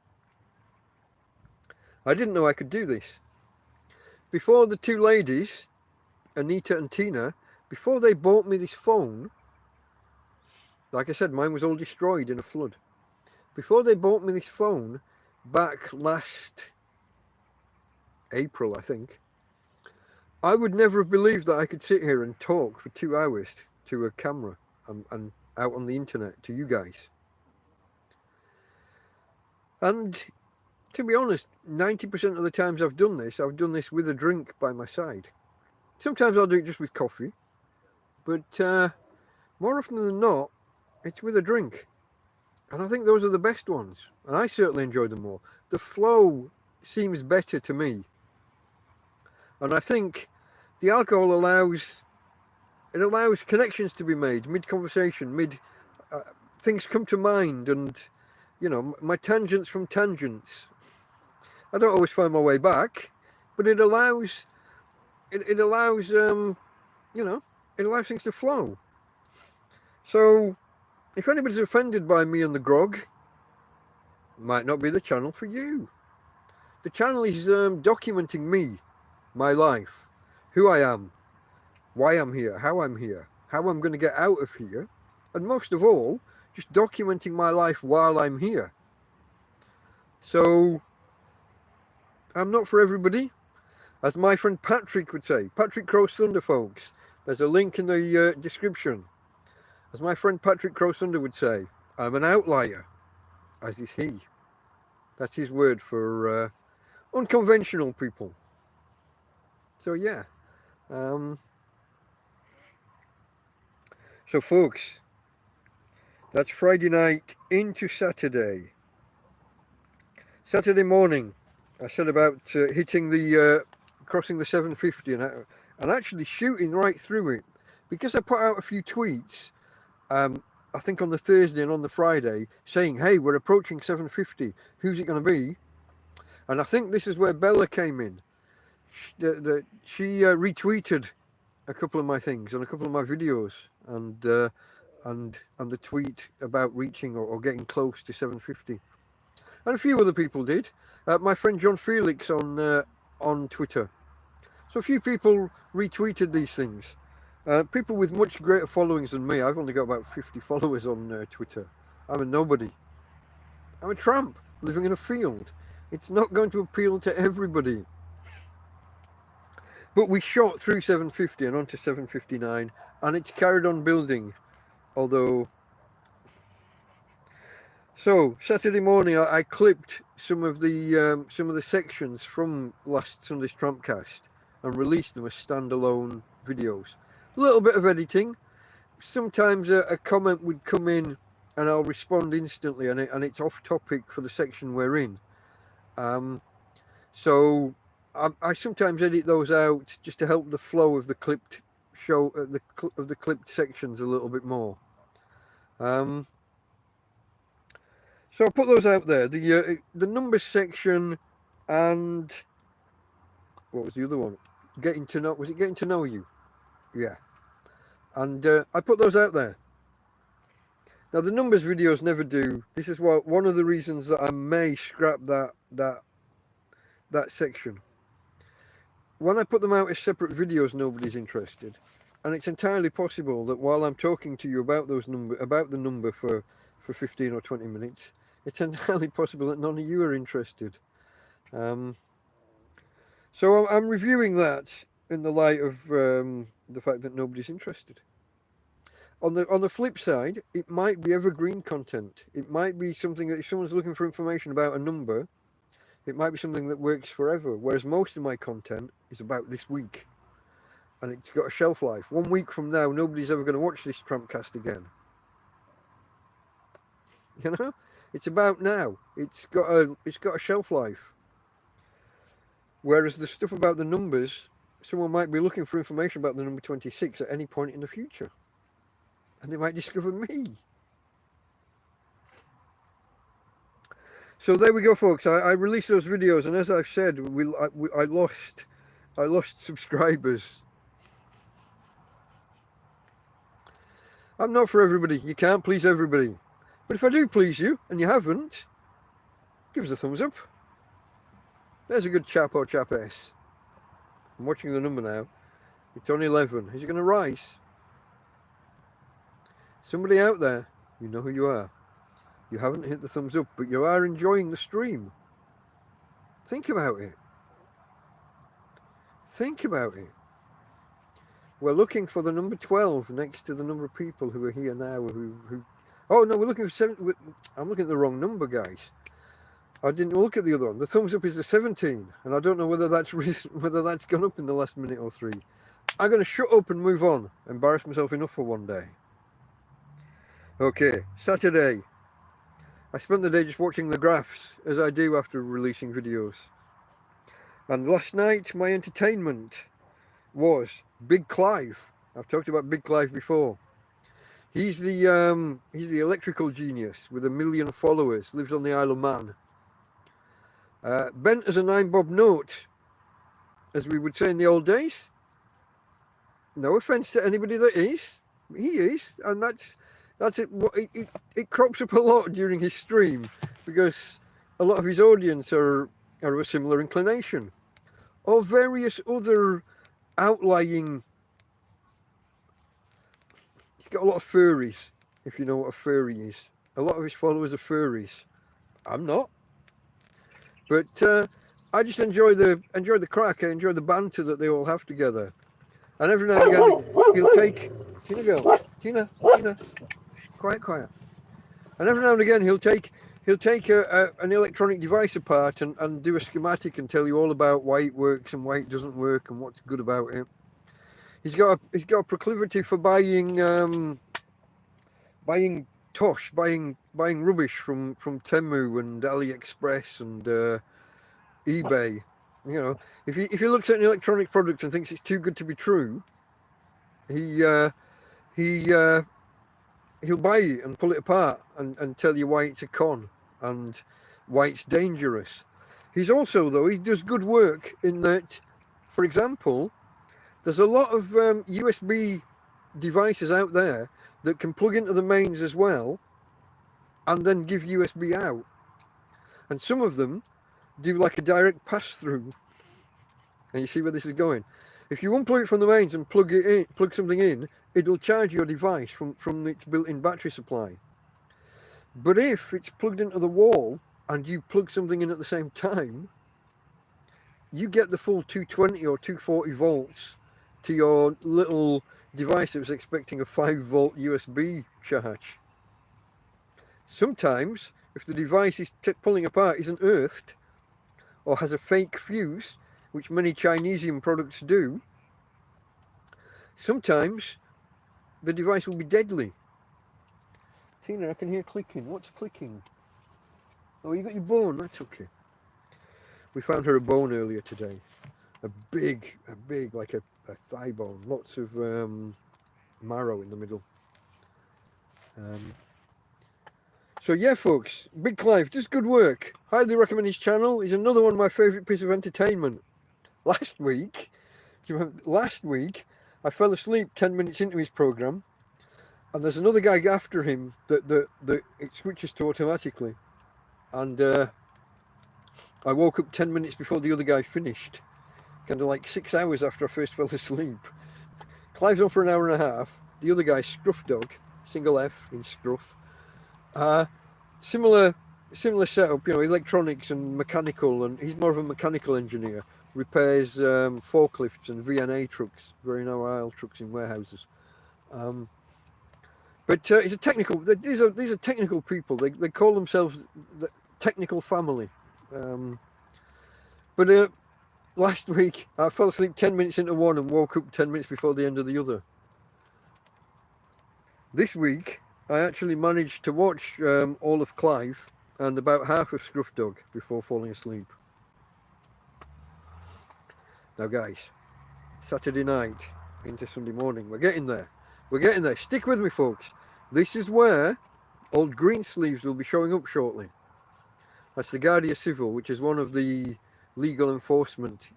They say they're not police, but to my mind, if you drive around with blue flashing lights on your vehicle and you arrest people when they break laws, what other word are you going to use? I know in America you have this distinction with sheriffs, and they'll say we're not police, we're sheriff. Mate, you've got blue flashing lights and you arrest people who break the law. There are other words. Hence my bacon comments and the thumbnail to this particular TrampCast. I used AI to put a porcine individual inside a Guardia Civil or at least a Spanish police type uniform. I couldn't possibly comment on that particular word. But yeah, Saturday night, guys. So I wake up Sunday morning. There's a disco going out, and there always is. Friday and Saturday night, there's no nightclub anywhere near us, but there's loud thumping bass line. Starts heavily at about 2 o'clock, pumps up the volume at about 3:30, and goes right through well about 7:30 or 8. My pal in his tent, he can't sleep because of it half the time. I switch off to it and ignore it. But when I wake up this morning, it's going. And I wake up in time for another of my programs called Flashcast. This is the one that gave me the name for this. Replace Flash with Tramp, you get TrampCast. And I started watching that, but the thumping bass line, and I was a little bit tired, so I nodded off to sleep again. Here we go, folks. Here we go. The highlight of the week. Just as it's about, an hour after it gets light, it's just starting to get a little bit warm, and I'm just starting to think that I should go out and put my solar panels out. And we hear a vehicle pull up. This is them. Here we go. We hear a vehicle pull up out here. I'm still in bed at this point. I've taken a few layers off because the bedroom's starting to warm up. So I've taken the jacket and the jumper off, and I've opened my shirt. But I'm lying on the bed, and we're inside. And we hear a vehicle come slow, and we hear it stop. Tina immediately starts barking. Any time a vehicle slows, she will bark at it out here when it's this close. And we listen, and I hear the door shut, so I know they've got out. And at this point, I'm still unsure. I think it's going to be them, but I'm not 100% sure, because a couple of weeks ago we had some new friends arrive here, and they pulled up in their car, got out, and said hello, in English. But I hear Spanish, I hear noises and I hear Spanish. And then I hear that they're over the other side of the tent, that they've come onto the land. And Tina's barking. I'm trying to calm the dog down and go out and say buenos dias, trying to be polite, trying to be, accommodating, find out what they want. You here! How long you here? How many days? 18. 18 days? No, 18 months. 18 meses. 18 months? And off we go. They tell me I can't be here. They tell me it's illegal. They tell me that it's... Okay, let's try and do this in order.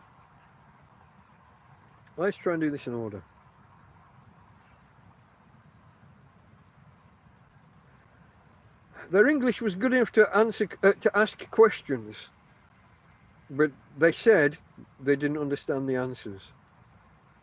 They didn't get the answers they want. They told me I had to go, and I said no, I don't. They told me 10 days, you go. I say I'll need paperwork. you'll need to give me paperwork telling me what the process is for evicting me from this land. Then my solicitor will go to the judge and put my case for why I should stay on the land. And they're looking at each other like what's going on here? And then I tell them, as far as I understand it, this is private land. You don't get to tell me to go off this land. If you haven't had a complaint from the landowner, then the law says I can stay. I haven't been trespassed off this land. So they look at each other and they start talking in Spanish, not knowing that I know the odd word. And they're going, kind of lugar privado, private place. And one says, like, nah. And the other says, es posible. And they look around and say, it's possible. Then they turn to me and they say, it used to be private, but the council, the ayuntamiento, the town hall, took it over 3 years ago. And I know that they're bullshitting. They just had a discussion with each other where one's saying he doesn't think it is, and the other says it could be. And now this bloke's telling me it's definitely public land and I have to go. What the fuck? The barefaced cheek of it. He's lying to my face, right in front of me, after having a conversation saying he didn't know. If you're Spanish and watching this, you should be ashamed. If you're from Torrevieja, you should be ashamed of your Guardia Civil. You should put in a complaint about them and about their behaviour. About their behaviour with me here last time, when they arrested me and threw my things away in the fucking road. Your Guardia Civil are out of control, and you're responsible for your police. I put the blame on you, the people. They are your police. You are in charge of them. You appoint them. You pay their fucking wages. Get a grip on them. Lying to my face after having a conversation where they both agreed and accepted that they didn't know. So I tell them I want paperwork from the court and that my solicitor will fight it. He will put my case. He will explain why I've been here 18 months. He will ask, why now? Why after 18 months must I move? Why when I lived here on the ground without shelter for 2 or 3 months? Why was there no Guardia Civil coming to help me and move me on to somewhere safer then? Why when I got a tent for the first time did the Guardia Civil show up within 36 hours? Why this time when after my tent was falling apart they didn't come to help me and make sure I was safe? Now I get a nice big tent. Now they want to help me, make sure I'm safe, put me in touch with social services. I must go and make contact with such and such an agency. Now, after I get a big tent, they're all over me. Remember, they arrived here 1.5 hours, was it, or 2.5 hours after this tent was erected. They arrived and waved fingers and then backed away. Why now? What happened when the guy said, I'm environmental health, environmental officer, I'm here to protect the environment? He arrested me, let me go the next day, no charges, no nothing. What happened to the environment? Where was the concern? Why did nothing come of that? All of the other visits. What about my very first visit here, where the man slapped in the car, said, this time tomorrow you be gone or you have trouble with me, and gave it all that and wanted a fight? I don't know whether that was real or whether he's playing good cop, bad cop with him and his partner. But they're out of control. I waited here the next day after that first one. I waited for your Guardia Civil, Spanish residents here, residents of Torrevieja. I waited. I told them I would be here and waiting for them. And I was here and waiting. They didn't come. And that is, what, 10 months ago, 11 months ago? I don't know. Why now? Why whenever I'm suddenly not in bad conditions, instead of having a tent that's ripped and falling apart, I get a bit of help from people, and we get a nice new tent that's about the same, from the roadside, from where everybody sees, it's the same profile. It looks the same from up there. When you get down this little track, it's longer. It's twice as long. Can't deny that. It's 7 metres instead of 4 metres, almost twice as long. But from where everyone's looking, from where the police are on the main road, it looks the same. Why now is the question that we would ask a court. Why now? And they're parting shot after I stood up and said, no, private land.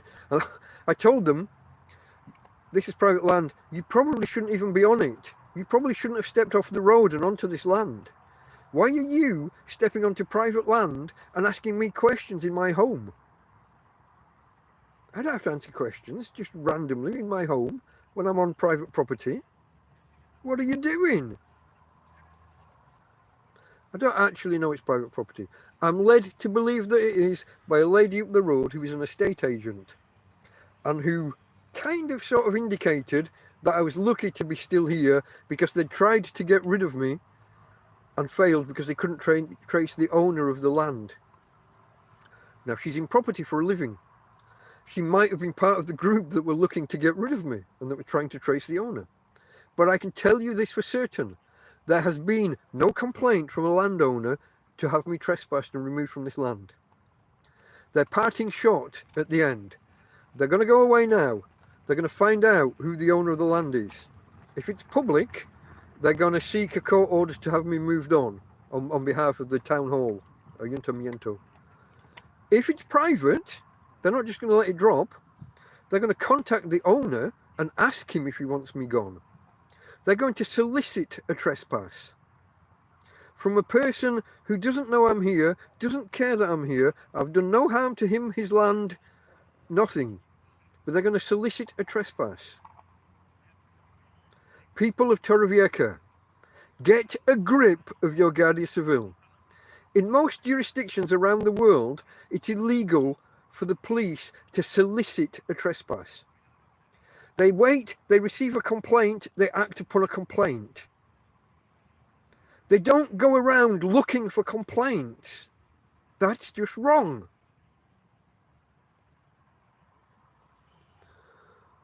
Sorry guys, barrack room lawyering.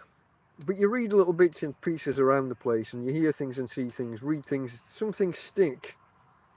This is not how legal is supposed to work. The police shouldn't be knocking on doors saying, hey, you own that land, do you want rid of him? They should receive a complaint from the landowner, if that's what the landowner wants to do. And I, of course, would then be free to approach the landowner and to say, please don't do that. Through my lawyer, no, don't want arguments, don't want threats, nothing like that. But just, I'm doing no harm. I mean you no harm, I mean your land no harm. I'm just a guy who's on hard times, who needs a place to have a base for a while. I'm not looking to claim the land as mine. I'm not looking to build here to do anything, I'm not trying to take it off you. I'm just a guy who needs somewhere to put a tent up while I wait for other things to work their way through the system. That's all. So guys, that was my Sunday morning. And I tell you what, after they went, I dismissed them in the end.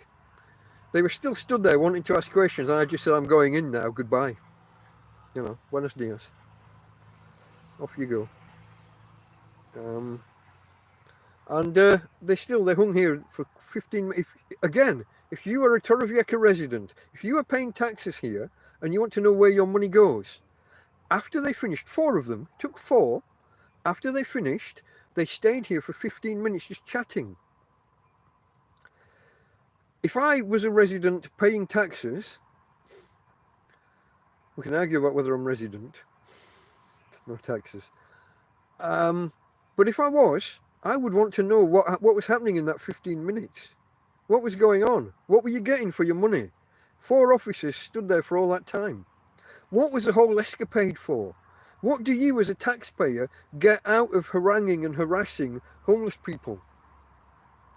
Especially nice, polite, eloquent and erudite homeless people, such as this one. What the fuck are you doing, people? Why are your police force running around doing this in your name? You might want to think about that. You might want to ask questions. Somebody should. Here endeth the lecture. Okay, folks, after that, I came inside and I sat and I had a coffee and I chatted with my mate Joby. And as I went to put my coffee down, I noticed that my hand was shaking. And this is like 2 hours after they've gone. But my hand was shaking. So yeah, we had another coffee and we sat outside a while, and then I had to come in and start preparing for this, for TrampCast, for you guys, for my audience. So that's where we are now, guys. TrampCast episode 26. And of course, I released the video after the event, and that's the video that's running at the minute. That's the one that I would like everyone to retweet if you could. If you do tweeting, if you have a YouTube channel, share it to your community. I don't know, share it to Facebook, wherever you do these things. TikTok, I have no idea. I don't know how most of these things work anymore. I'm a little bit out of touch. I'm a tramp. I live in a field. It's slightly performative, folks. I am a bit of a tech wizard overall, but I don't do much in the way of social media. Okay, I think that brings us up to date with Sunday, with this week's events. The only other thing to discuss briefly, and it will only be briefly if you've got 5 more minutes, I'll try and finish on 2.5 hours, yeah? 2 hours 30. Upcoming, what's going to be happening this next week? Well, of course, I'm waiting on whether Guardia Civil, this is their power play. I will probably sit here waiting forever now. Failing that, they'll come and arrest me on Friday when there's no courts and and then you're in the cells until Monday dinner time. Because they can keep you for 72 hours, and so if they can, they will. Power play, folks. These jobs attract people with a certain ego, and then they play on that ego and it just makes them worse. It brings the worst out in them. These are things that might happen this week, and I've got this hanging over me now all week. Are they coming back? What's their findings? What will they find? What will they decide? Will they arrest me? Will they give me 10 days to get off the land? Where will I go? What will I do? Will they trace the owner if there is an owner? What will he say? Will he not be too bothered, but they'll come back and tell me that he says they want me off? How will I know he actually says that he wants me off the land? These questions and many more will be answered this week. In the more immediate future, the next 3 days are going to be cloudy. So there's an issue with my solar-powered life. Like I said, the system as I've got it stores about 2 days worth of power, roughly. But I've had to bring it in early for now because my phone was low on charge. So I've had my phone plugged in this entire time. We're losing the light. Let's finish. 3 days are going to be cloudy, so that's going to be a challenge. But these things are set to try us, aren't they? What I'm going to do this week as well, guys, I'm going to review the tent. I'm going to look to do a video, if I can, about this is the tent. This is how it is. This is how big it is. This is what's what. I'll cut in some of the footage from when we first put it up because it was empty then. But also, I'll talk about the pros and cons, what I've had to get used to.